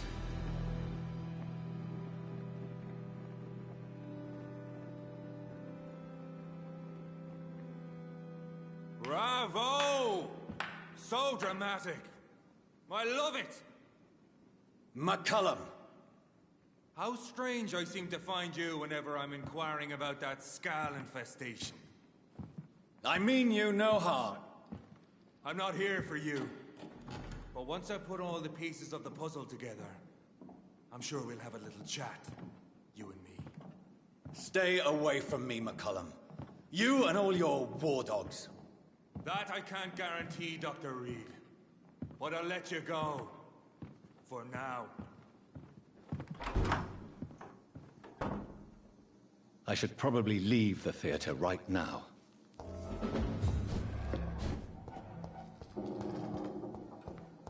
The West End should be safe now. But London is not. It would be wise to benefit from the Ascalon's protection, while I continue my research during the Great Hunt.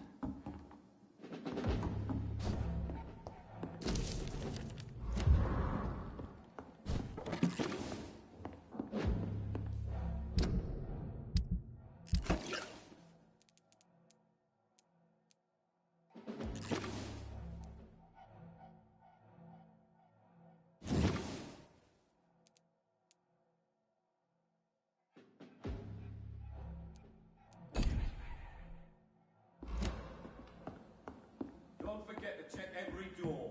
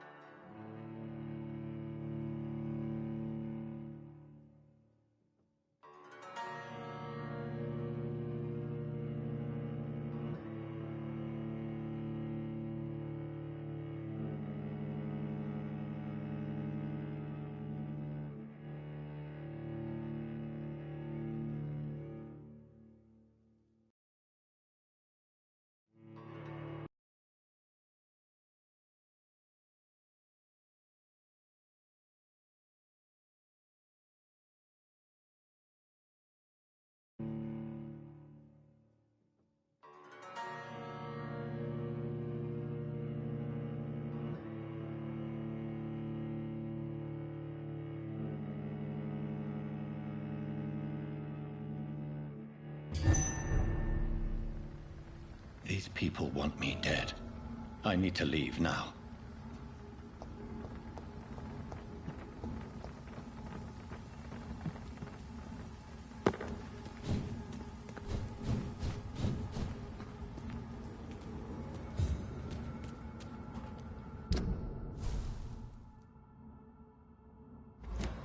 So Doris just needed to be close to her audience to infect them.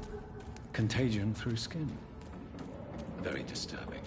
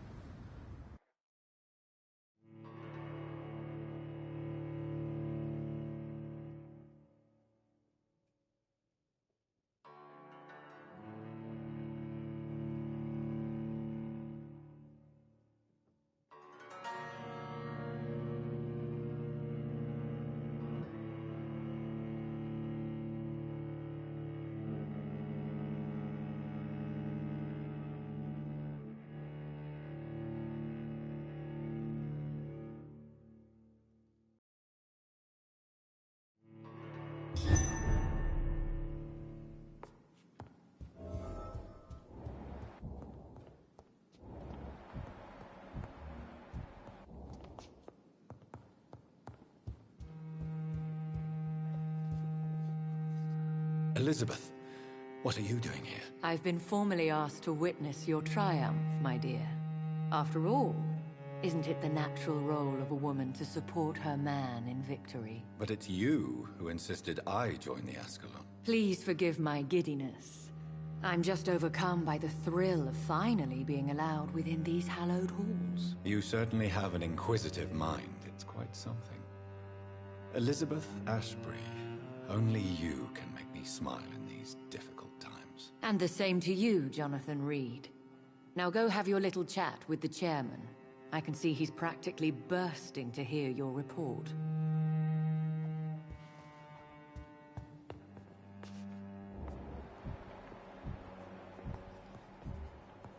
I have a boat ready to go whenever I want. These hunters won't catch me.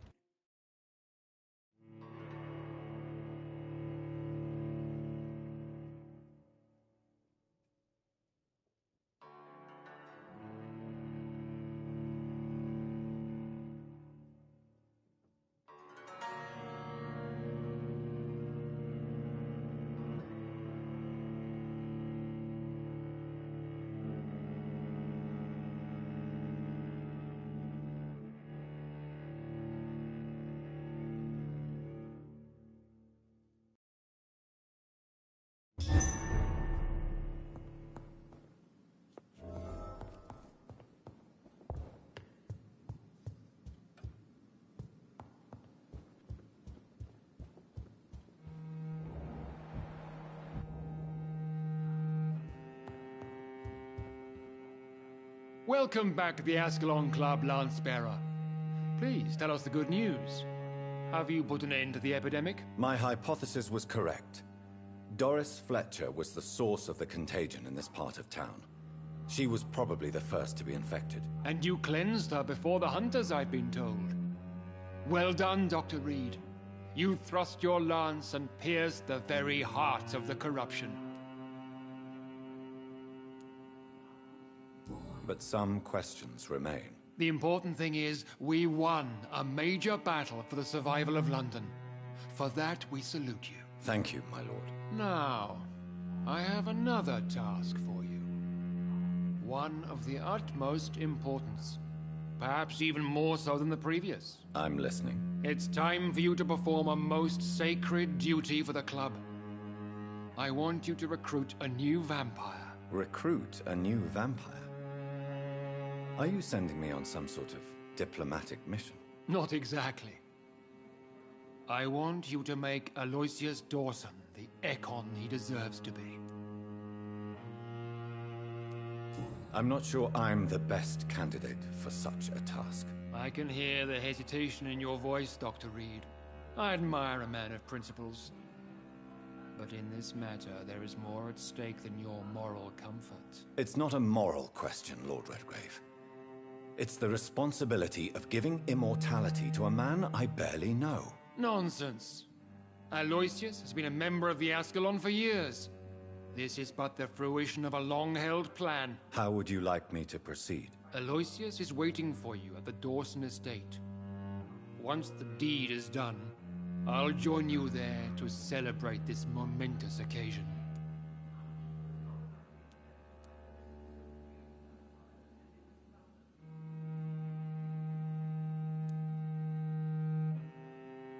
Your word is my command.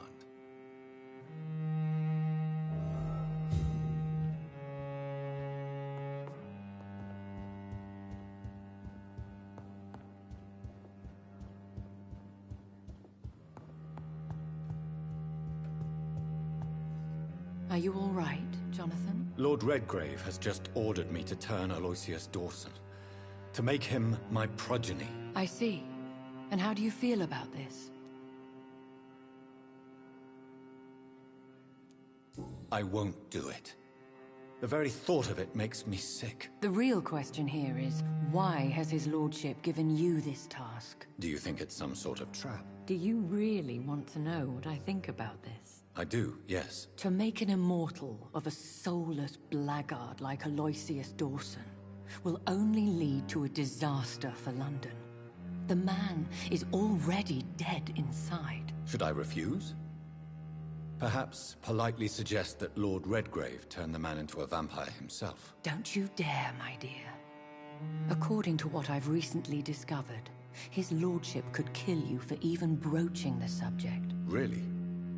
Why? I've recently found proof that the Earl of Bristol is of lesser lineage and only capable of creating skulls. Please tell me more about your recent investigation. As long as you lower your voice.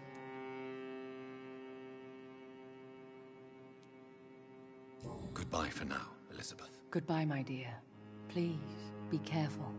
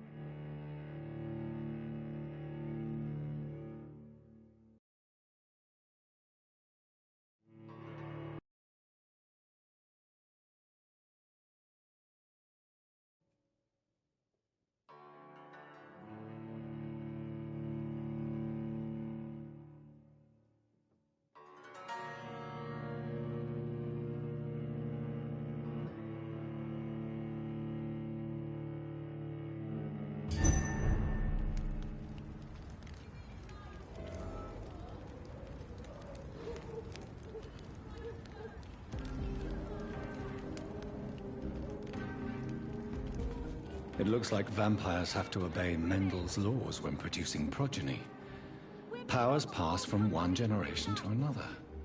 That's why Dawson wants me to sire him.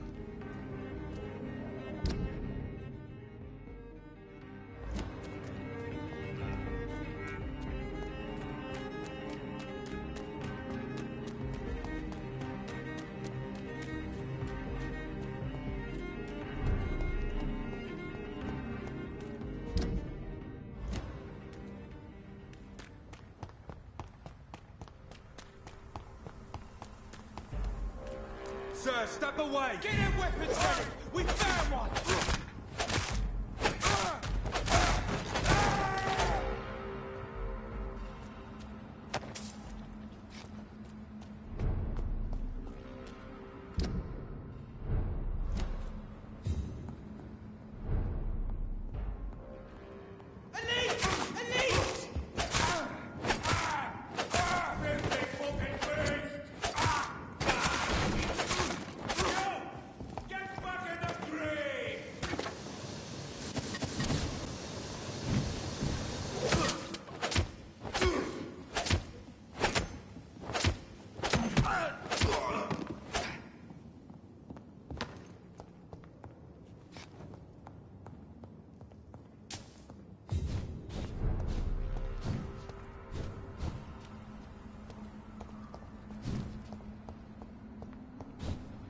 It's locked, all right.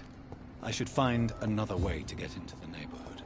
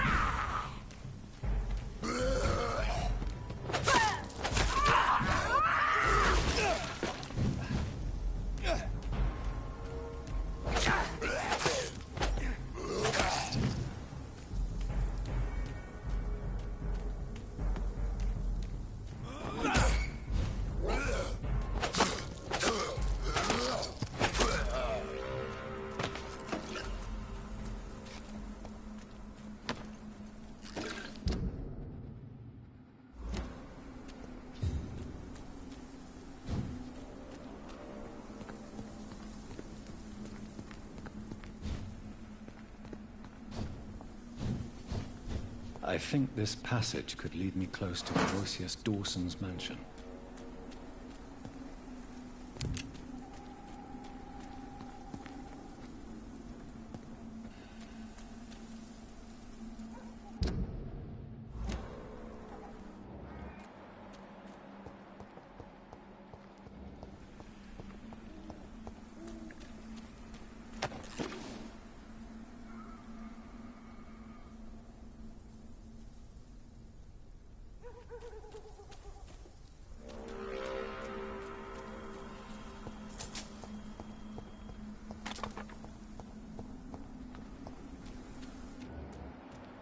Are you from Ascalon?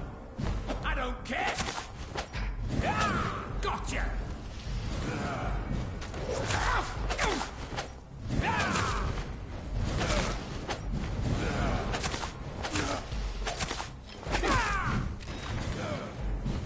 Stupid newborn!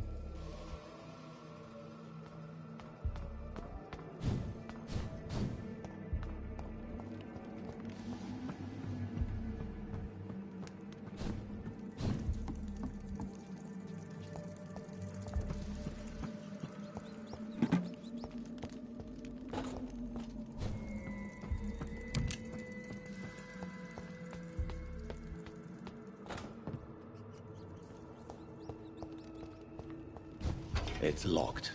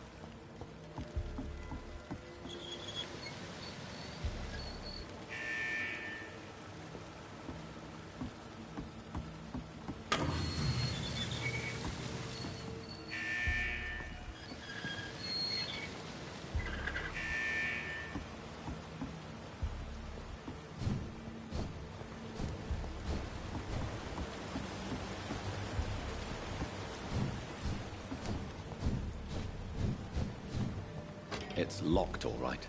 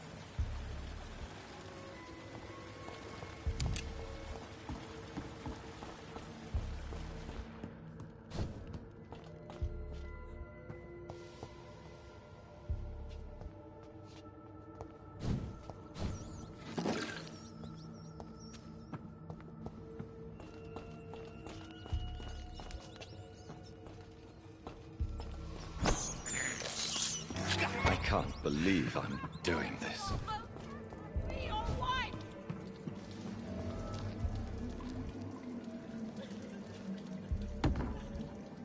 You look... Let me go, you bastard!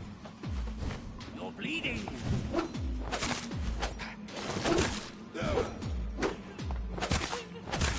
Disgusting asshole! Vampire or not, I'll never be alright!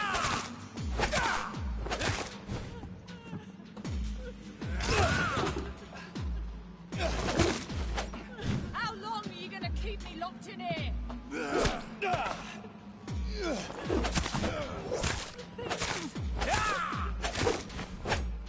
Let me go, you bastard!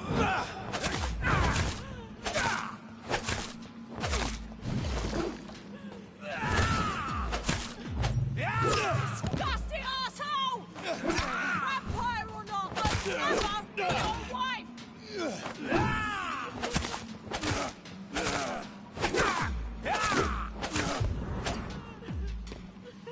How long are you gonna keep me locked in here?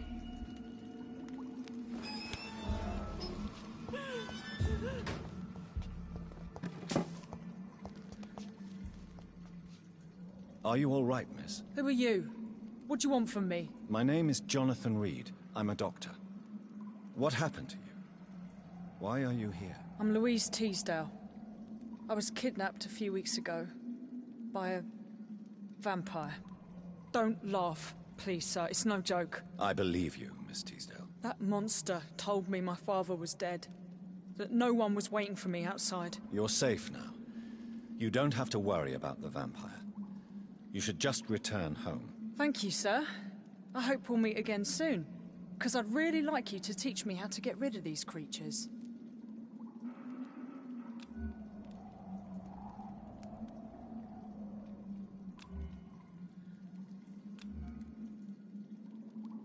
Goodbye, Miss Teasdale. And be careful. Until we meet again.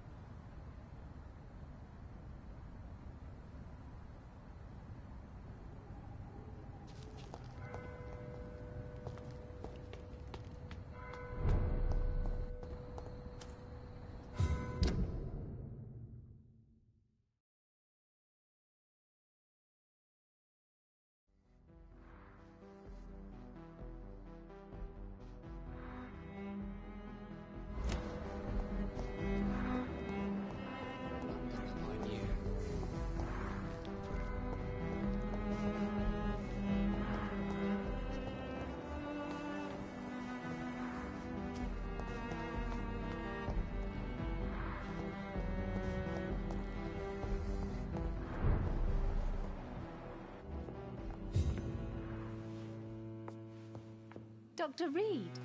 I am glad to see you again. Good evening, sir.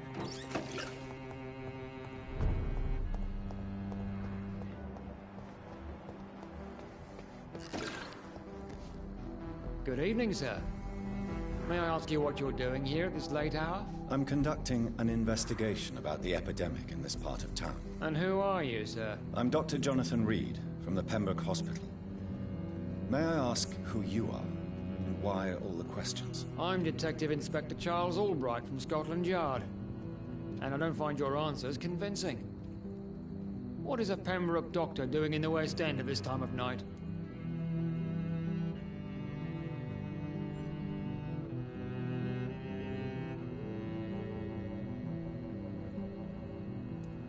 I work for the Ascalon Club. Here is my permit to go freely about the city. The Ascalon Club? You should have said so, sir. I must warn you, these streets are dangerous, and you'd better be careful. Do you know anything in particular about a man called Aloysius Dawson? Who doesn't know the man? I think he intervened personally to put an end to the police strike of last August. What else can you tell me about him? Aloysius Dawson is exactly the kind of powerful and influential man who could commit murder and get away with it, with just one phone call. Goodbye, Detective Inspector Albright. Goodbye, Dr. Jonathan Reed. I'm sure we'll talk again soon.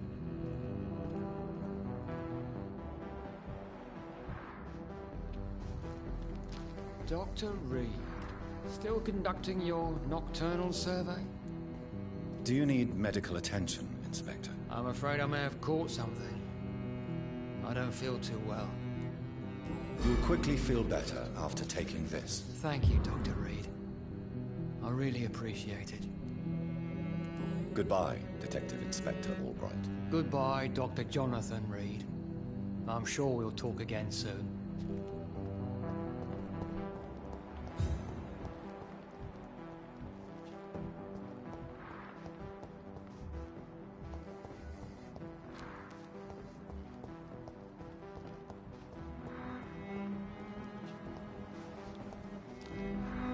Good evening, sir.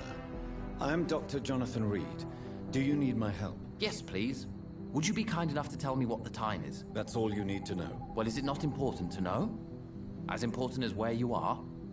Or who you are? I suppose you're right. And who are you then, sir? I am Agamemnon Baker. Like my brother, I think we need to leave this city immediately. And my brother and I rarely agree on anything.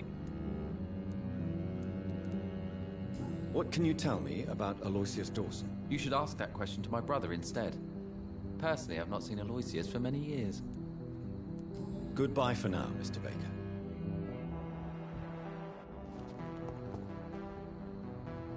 Good evening, sir. I'm Dr. Reed. Can I be of assistance? Dr. Reed? Dr. Reed? Is there anything wrong? No, it's just... your name sounds familiar. And your face. Have we met before? I think I would remember. So I suppose the answer is no. That's odd. I'm certain I've already heard of you. My name is Pericles Baker. Does that mean anything to you? I'm afraid not, sir. But it's a pleasure to meet you anyway. The pleasure is mine, I guess. I only wish I could remember when it was that we met.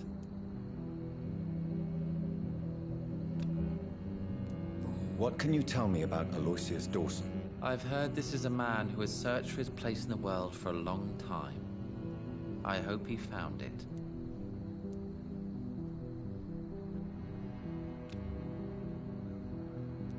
Goodbye, Mr. Baker.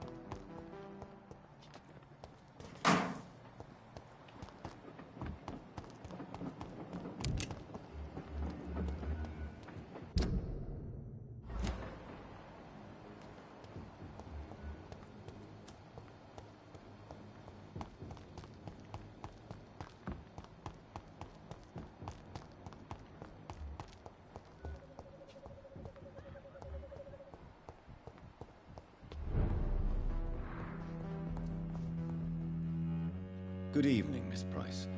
How are you tonight? Dr. Reed, I didn't know you had returned from the war. I had a new doctor when you left, but he's not as kind as you. Always glad to see a former patient in good condition. It's been a long time. Too long indeed. And as a token of my appreciation, I'll grant you the best price if you fancy buying anything from my humble shop.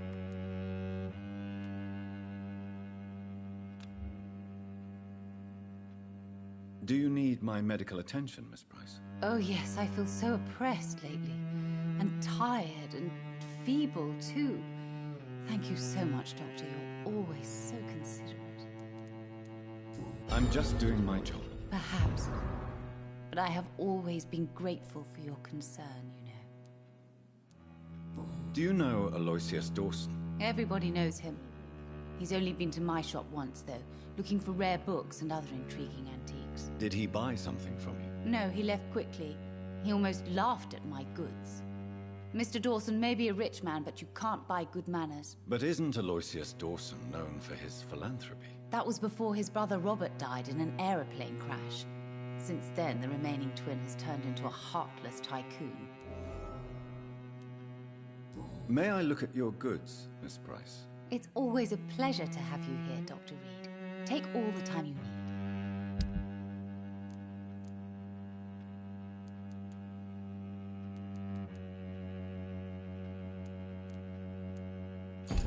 Dr. Reed, I am glad to see you. I am sorry, I can't get it. Perhaps you should talk with someone else instead. Good evening, Miss Price. I'm Dr. Reed. Do you remember me? Dr. Reed? Yes, of course. You are the doctor who healed me and my mum. Good evening, Dr. Reed. Good to see you too, Carol. Are you all right? Oh, yes. I did not hurt myself recently. I know how to take care of myself now. I'm almost a grown-up. Do you need my medical attention? Oh, please, sir. Do not waste your time with me. There is nothing to be worried about. Don't be shy. It's my duty to take care of you. Thank you, sir. Much obliged. Have you ever met the famous Aloysius Dawson? Yes. A very strange man. Not very nice. What do you mean? He said he was ready to pay good money for rare books, and then laughed at what we showed him. Goodbye, Carol.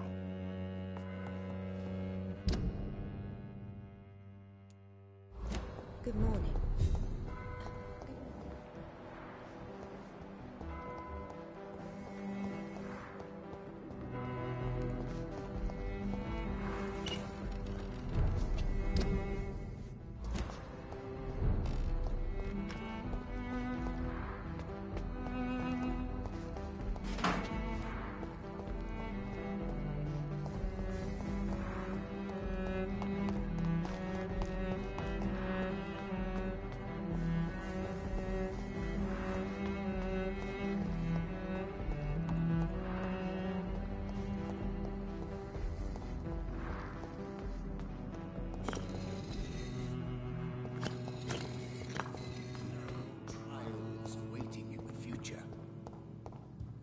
It's locked, all right. Jonathan Reed.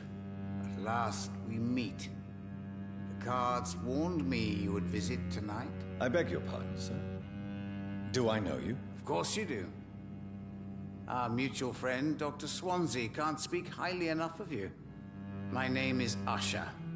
Usher Talltree. You are the leader of the Brotherhood, are you not? Primate of the Brotherhood of St. Paul's Stole, to be precise.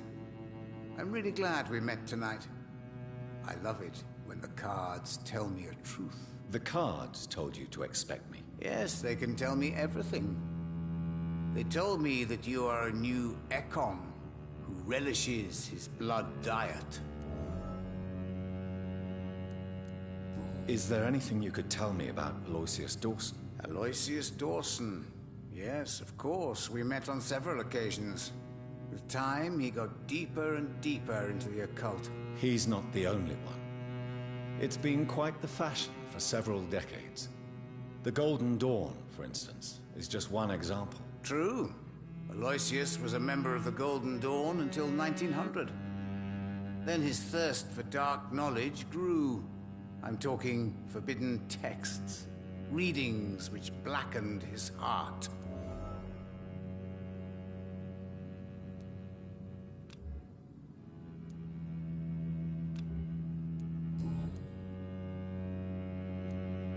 How do you measure the amount of blood on my hands? I told you.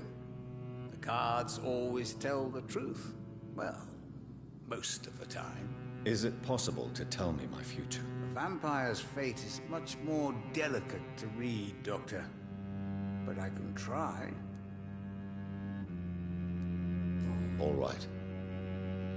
Let me hear it. Your heart will bleed back all the blood you drank, but it will not put out the fire your treachery has lit.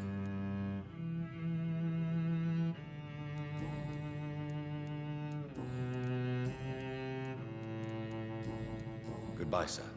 Until we meet again. I rarely wander, yet it amuses me to converse with your kind.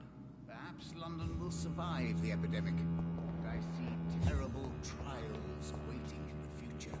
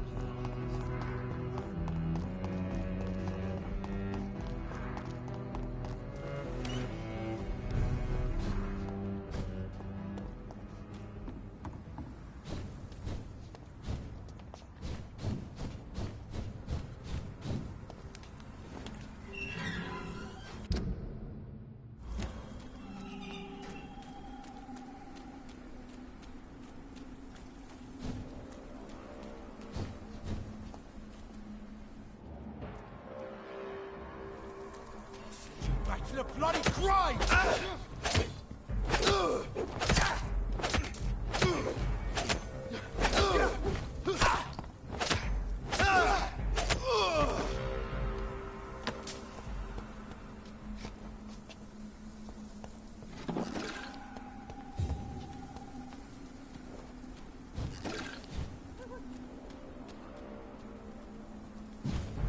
What you say?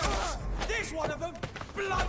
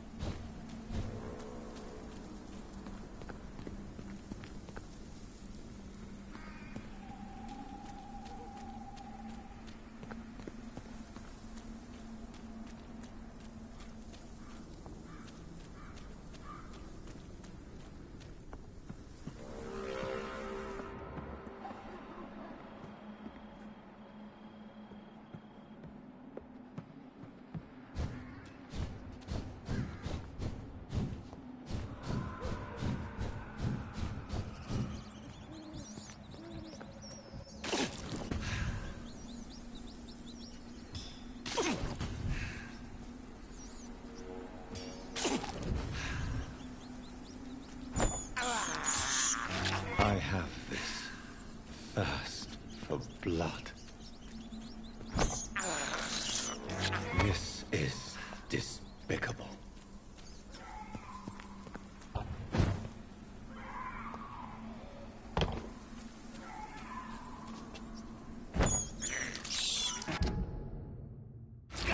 I have this thirst for blood.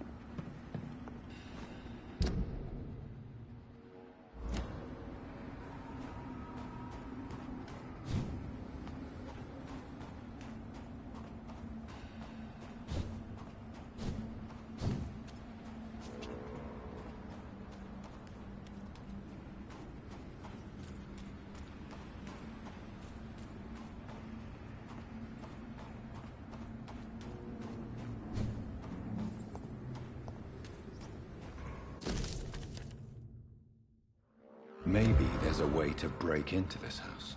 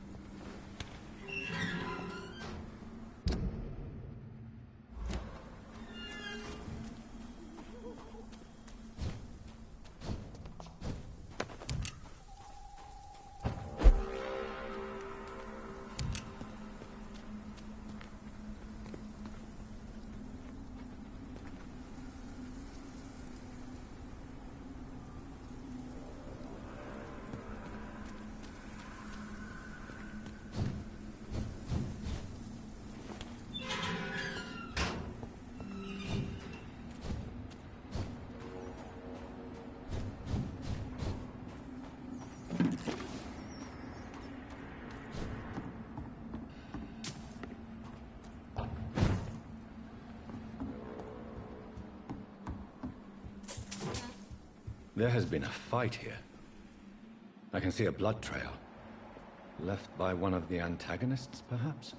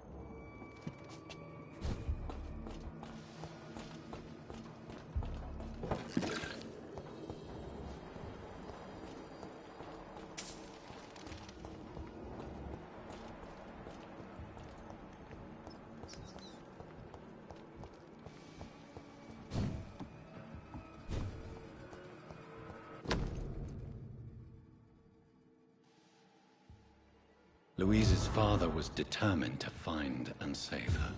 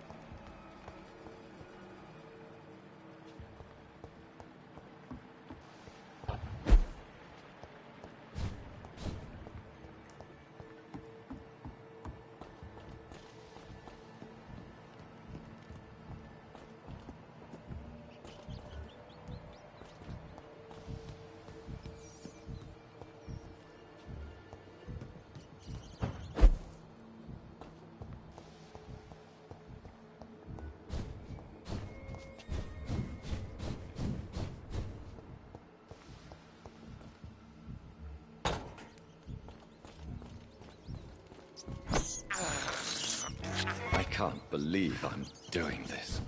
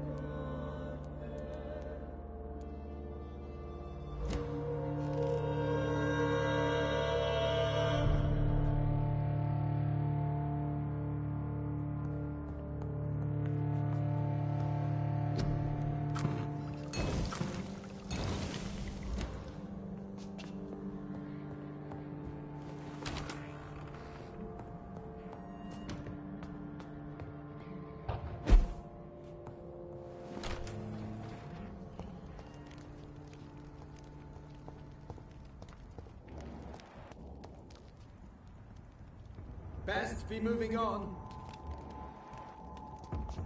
I'd head back if I were you. Watch out, boys! I order you to step back!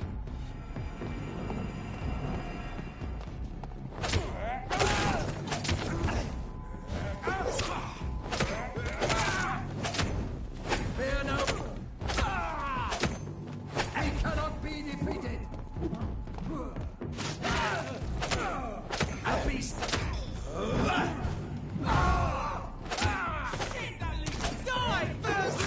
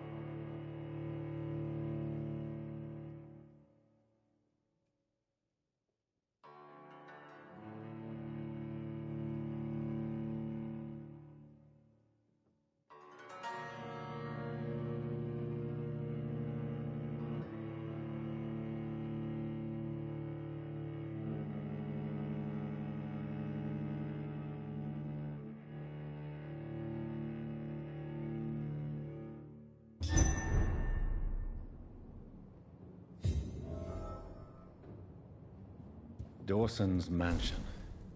Here I am at last. But the question remains, am I ready to make a dying man my progeny?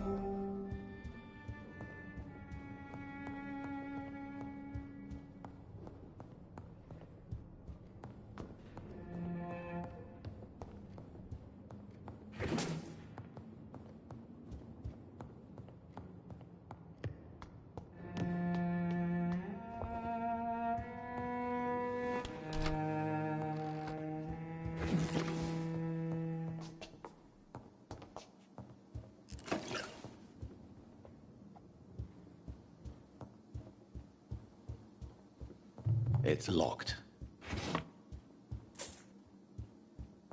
It's locked.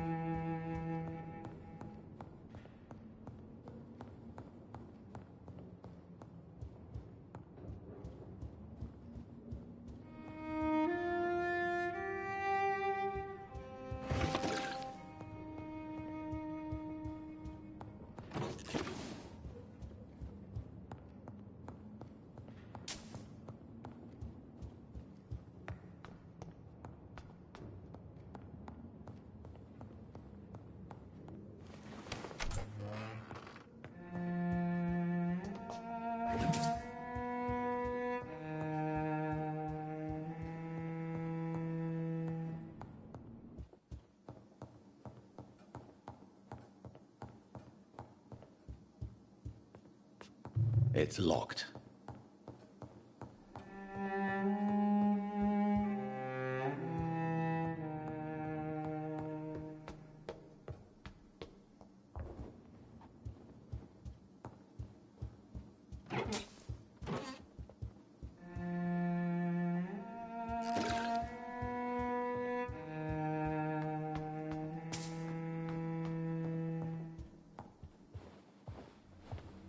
Finally, you're here, Dr. Reed.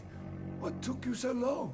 I had to pass several of your barricades and outposts to access your mansion, sir. Death, pestilence surround us, and time is against me. I see you've gathered some of the most expensive, albeit experimental, blood transfusion equipment available. All this could be so useful in a hospital. Yes, yes. Since Lord Redgrave sent me a doctor to perform my conversion, I thought you might find some of these devices useful. Most thoughtful. But tonight I'm not here as a physician. But I feel reassured that a specialist such as yourself would help me to escape the Reaper. Very well. But before I proceed, I have a few questions for you. If you must, but be quick, for I don't have much time left in this life. First of all, I need to be sure that you know exactly what is going to happen to you, sir. I can assure you I'm as informed as any man can be. I have planned for this moment, Dr. Reed. Planned very carefully.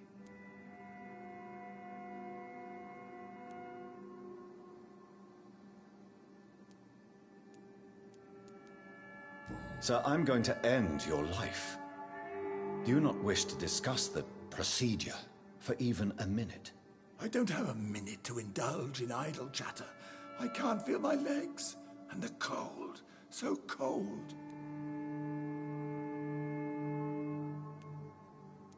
You'll need to feed on warm blood. Blood from mortals.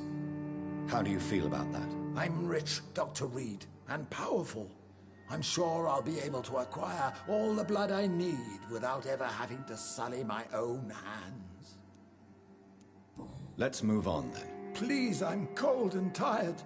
I feel my life waning with every moment. But first, before you embrace immortality, what would you do with such a gift? That's a rather impertinent question, Dr. Reed, and I will do as I please. Answer me all the same. What will your first action be as an immortal? To save London. I will finance the most efficient quarantine ever seen. I will build a wall that will separate the sick boroughs from the healthy ones.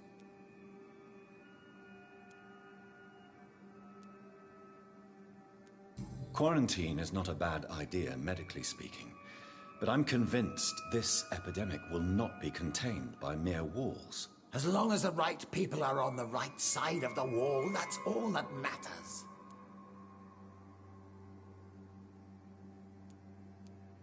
What if a new outbreak happens inside your walls? You'll have created a giant trap. That won't happen. As long as we dispose of anyone that is contaminated, as soon as they are spotted. But you can't guarantee infection will not spread.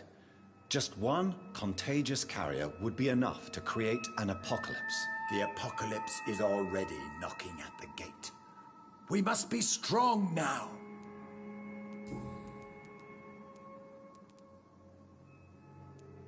Who gave you the right to decide the fate of thousands of people? My money.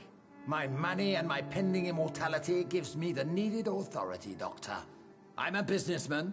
I'm used to tough decisions. I've heard enough. It's time to proceed. At last. All right, do what you have to do. If it hurts, so be it. I've been preparing such a long time for this.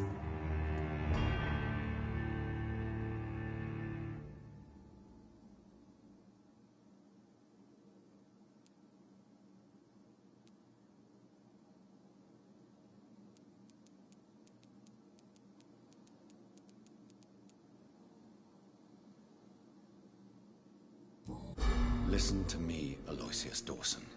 You will forget your fear of dying, for it has poisoned your mind and made you bitter and ruthless since the death of your twin brother. You don't understand. Death is oblivion, the eternal void. I know there's nothing there. I saw it in Robert's empty eyes. I saw myself in that coffin. Death is painful for those who remain, not for those who have passed. All that occult gibberish you filled your head with has made you forget this simple truth. No! Death will not claim me. I have the power and the money. I've acquired the arcane knowledge needed. I believe there is magic, there are dark forces. You will provide me my extension. Your ignorance makes you a fool. You have no idea. Look at me. Hunted like a beast, my family lost, cursed. I have not escaped death, I have become it. No, there must be a way. I don't want to go like my brother did. I have money, lots of money. Money won't ease your mind. I know you used to be a good and generous man. So I offer you the gift of peace, Aloysius. The tranquility of a true death. I accept your offer. And I understand. No more fear, I will die a man of dignity. And a man at peace.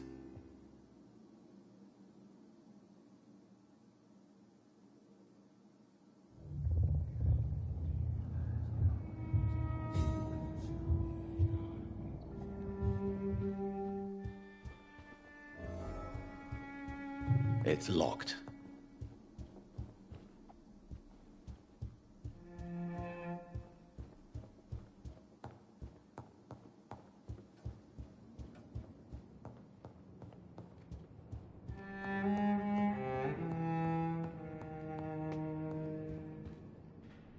Is it done, Dr. Reed? Is Aloysius Dawson reborn, as expected? I'm afraid Mr. Dawson finally chose to embrace life and death as a mortal. What do you mean? He has overcome his fear of dying.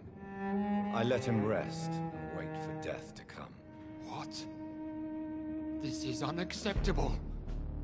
Go back there and make him the powerful Ekon he's destined to be. No, Lord Redgrave. As a doctor and as an immortal, I can't. If you wish to make him your progeny, then proceed on your own. This is an outrage beyond words. This is betrayal, pure and simple.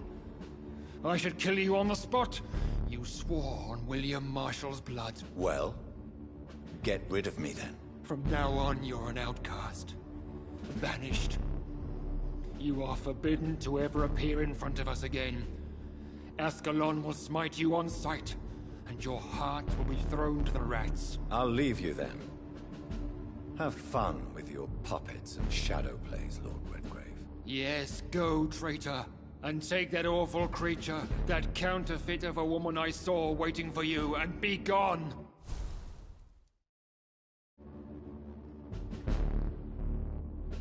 Step away, traitor. Return to your dubious friends and your decrepit hospital. Do not dare show yourself again, you or that monstrosity you bring to my door.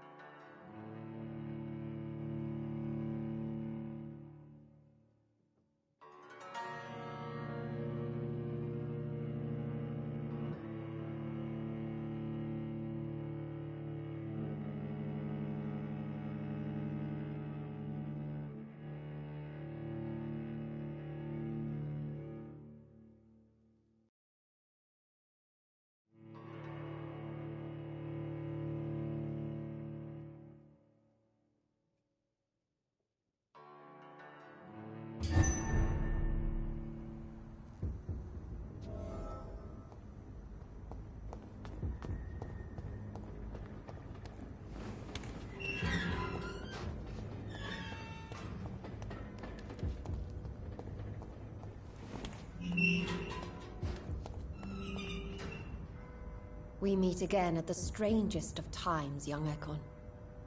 So do you serve the Earl of Bristol now? Old Bridget. What are you doing here? Your friend, the wise Ekon. She sent me to warn you.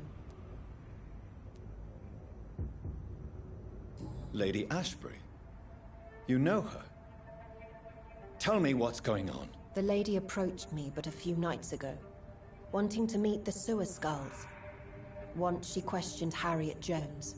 She agreed to help us. Harriet Jones is still with you then?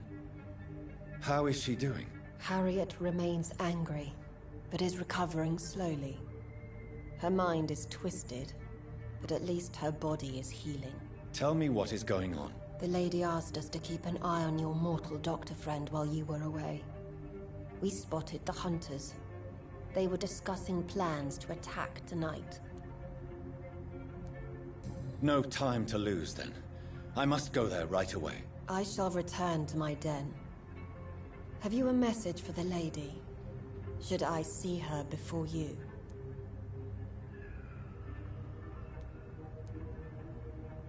Tell her I worry about her. Do not. For she has had strength and wisdom for so much longer than you. Go now and take care, young Ekon, for the flames are rising.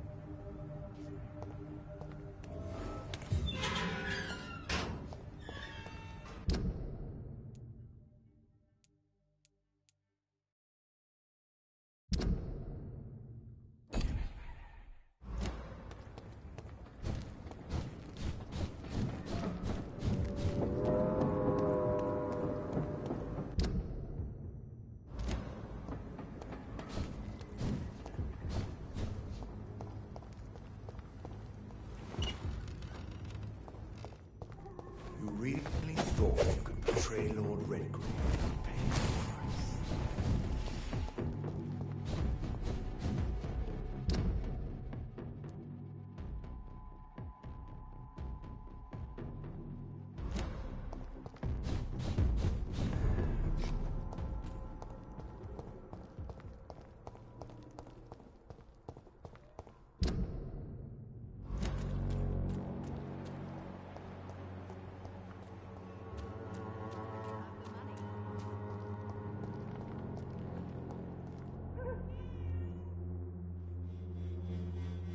Good evening, my dear colleague.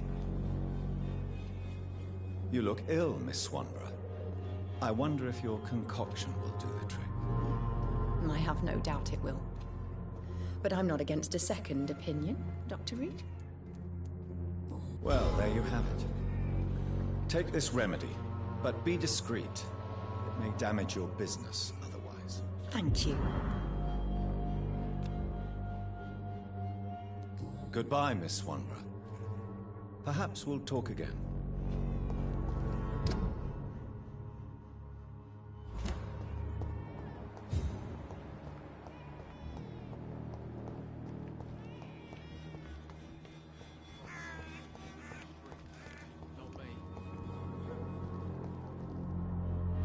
How are you, boy? I'm not your boy, all right? Now piss off.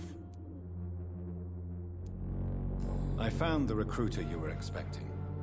He's dead, but he carried a note. The Wet Boot Boys have accepted your application.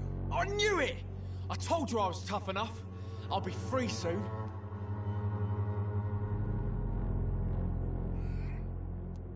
Free? You may soon find out that you have simply traded one set of shackles for another. You're all fancy words, none of which concern me. Go worry about someone else. I'm fine and I have a future here.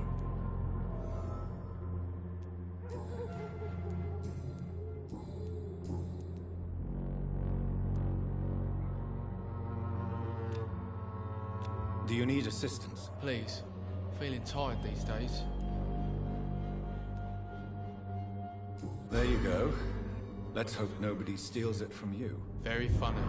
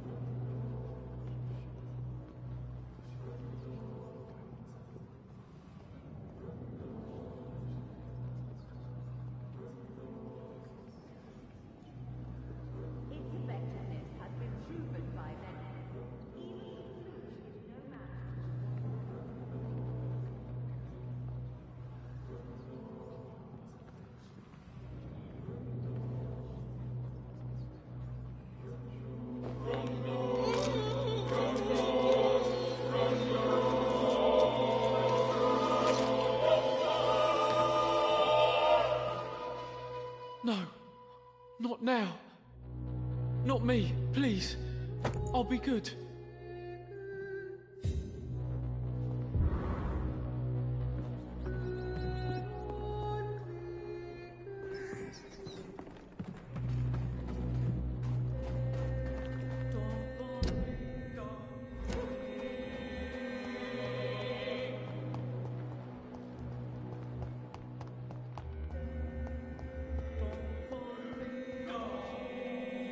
Good evening, Benjamin. Can I help you? I'm afraid not, Mr. Reed. You don't seem well, Benjamin. Do you need any help? I always feel ill, sir. It's like I'm never right. I can try to help your body heal, sir. But you must stop destroying it. The war destroyed me, Doctor.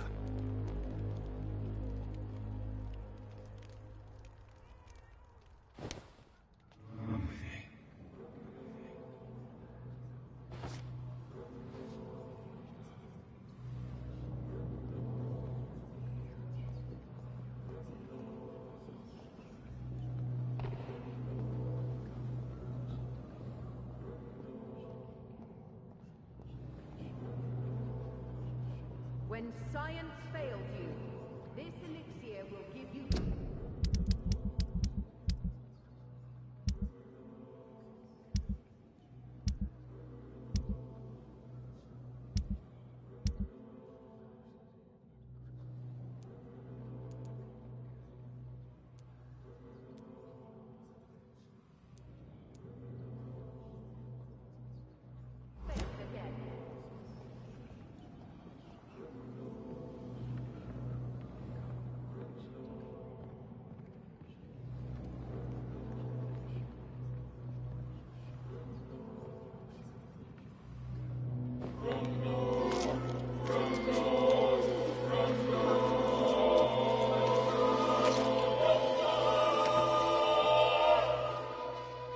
I'm not afraid anymore. I died in this trench a long time ago.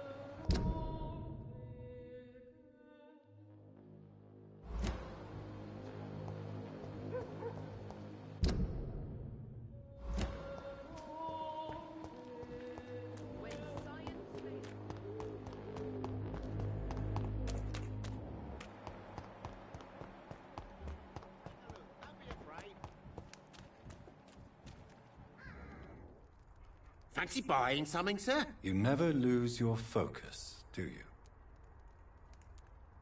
I found this box in an abandoned building nearby. I believe it belongs to you. Let's have a look. Yeah, this is mine. So, you faced those loons that roam around there. Extraordinary. I suppose I was lucky. Luck is a commodity round here. Yours should be properly rewarded. About this package, it's not just tools and trinkets, is it? I want to be rude or anything after your kind gesture, but it's none of your business. Do you need help, sir? To be honest, I'd prefer you take a look at my stuff. I'd rather be rich and sick than the contrary. I don't quite agree, but I won't argue with you. Please, take this. You'll feel better. Really? Free? Don't take it personally, but charity usually comes at a price. Human nature being what it is.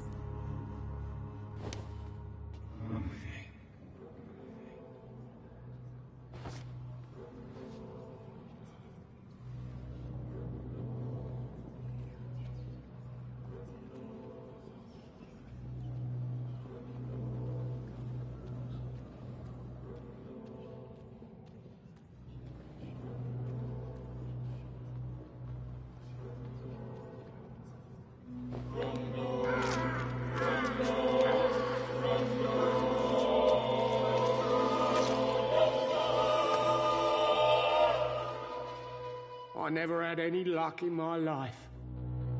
And now I die alone.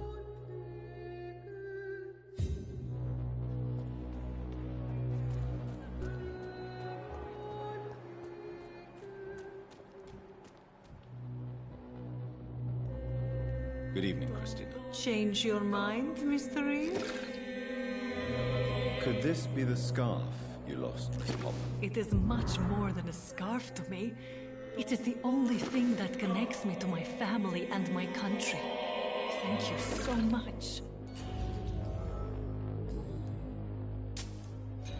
Tell me about yourself. Are you joking with me?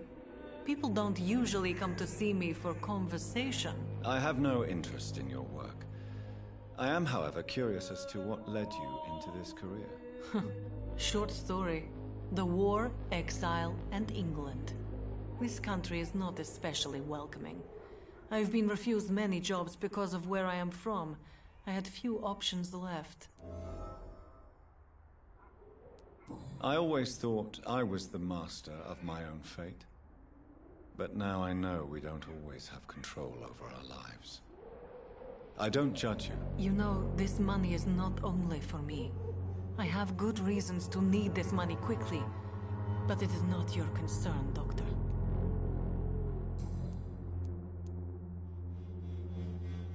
Do you need any assistance, Miss Popper? Your money is the only thing I need right now, Doctor.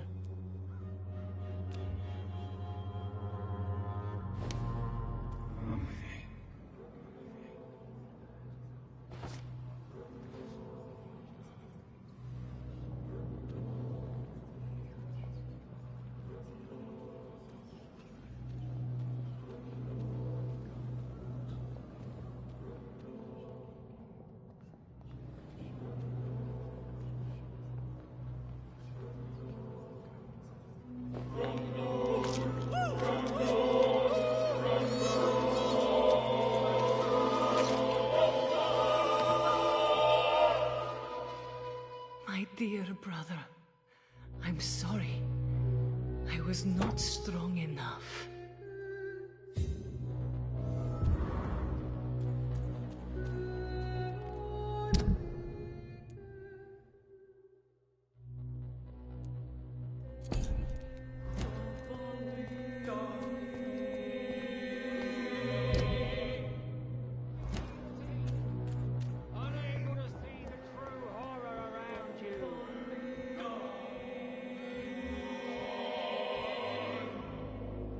Good evening, Mr. Whitaker. It's Father Whitaker, my son.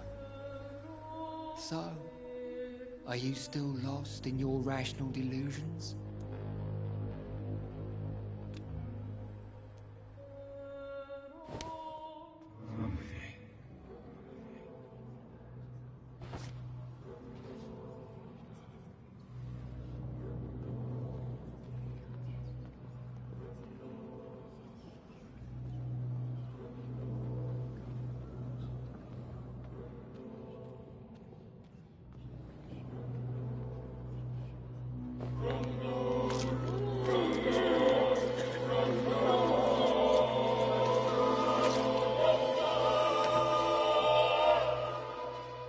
Please forgive me, my lord, for my eyes were blind to the devil in front of me.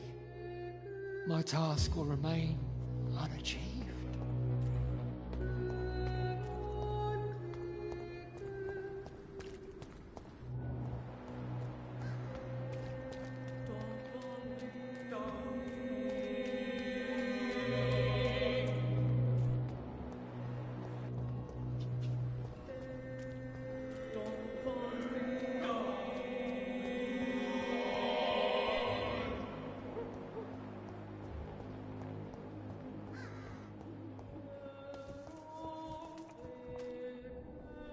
Hello again, miss.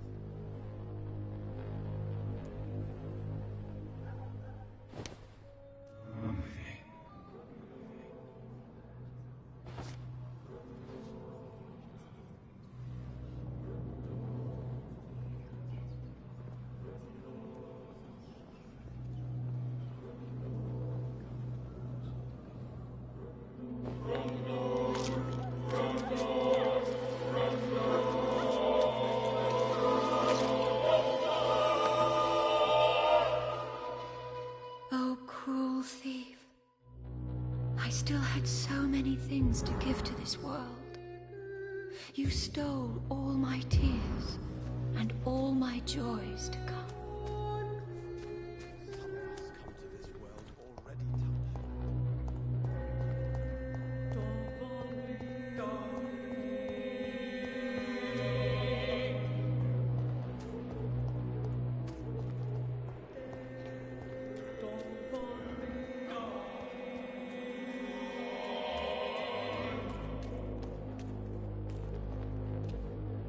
Good evening, Doctor. Can I help you? Tell me, Clayton, do you really think this young woman stole your wallet? Christina? Yes. I recently met her. A nice girl, despite her questionable conduct. How exactly did you meet Christina? During my investigation, I offered my hotel room to her to rest and get away from the street. And what happened? The next morning, my wallet and my watch had disappeared. I suppose that's what you get for being a good Samaritan. If you are going to sleep with a lady of the night, Clayton, I would advise you to be cautious. I can't really be mad at her, though. She's just trying to survive. She doesn't have many options. Was it wise to become so intimate with a woman you were supposed to interview, Clayton? Maybe it was. But I have learned to look for the inner truth and beauty in people.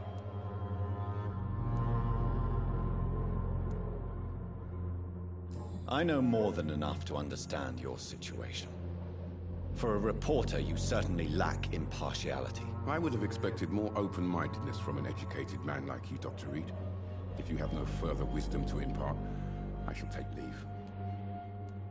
Do you know that Christina is hoping to pay for her brother to travel to England in the near future? I see. No, she didn't tell me that. But that explains many things. Do you believe she will ever see her brother again? As long as the war rages in Europe, I'm afraid her chances of seeing her brother again are slim to none.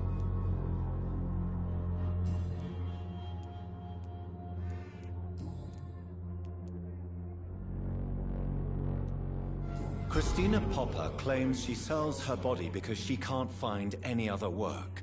Do you believe her? Of course I do. Her story is exactly what I want my readers to understand. We live in an intolerant and divided nation. Do you think things will ever change, Mr. Darby? I believe the situation can only improve. And now that women can vote, I'm convinced things will change.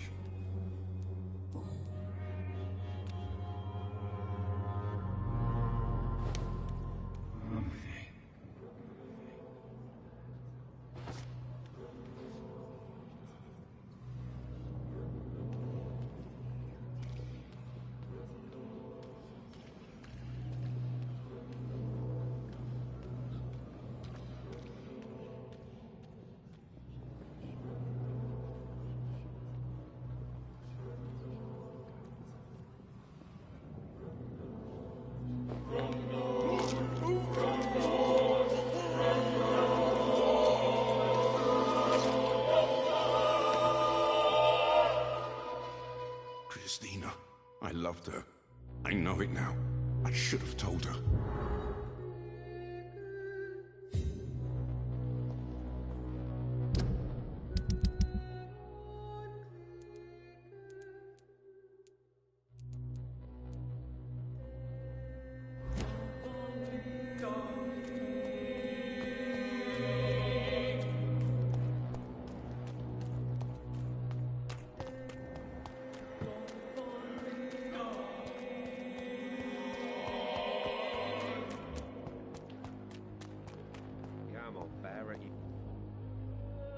You again?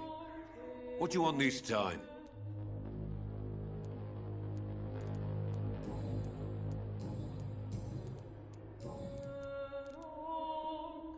Can I offer you my medical expertise, Mr. Peterson? Keep your medicines for others.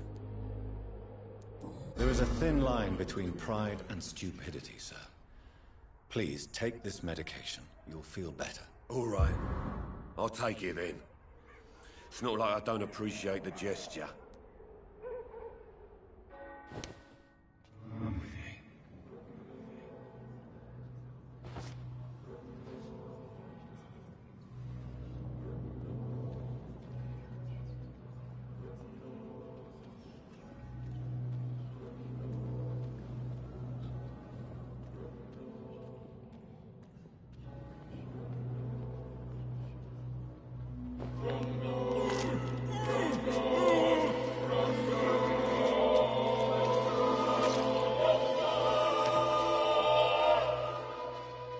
My son. Who will take care of him? Was I a good father?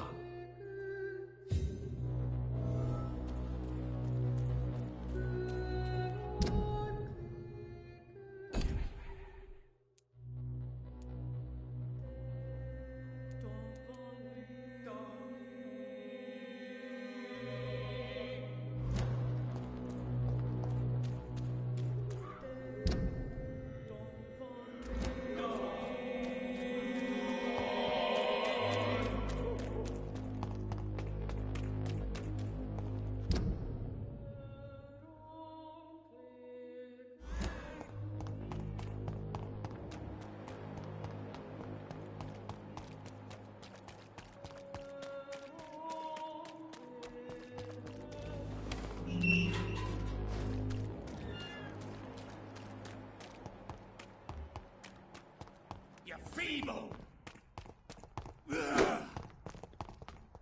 Gotcha!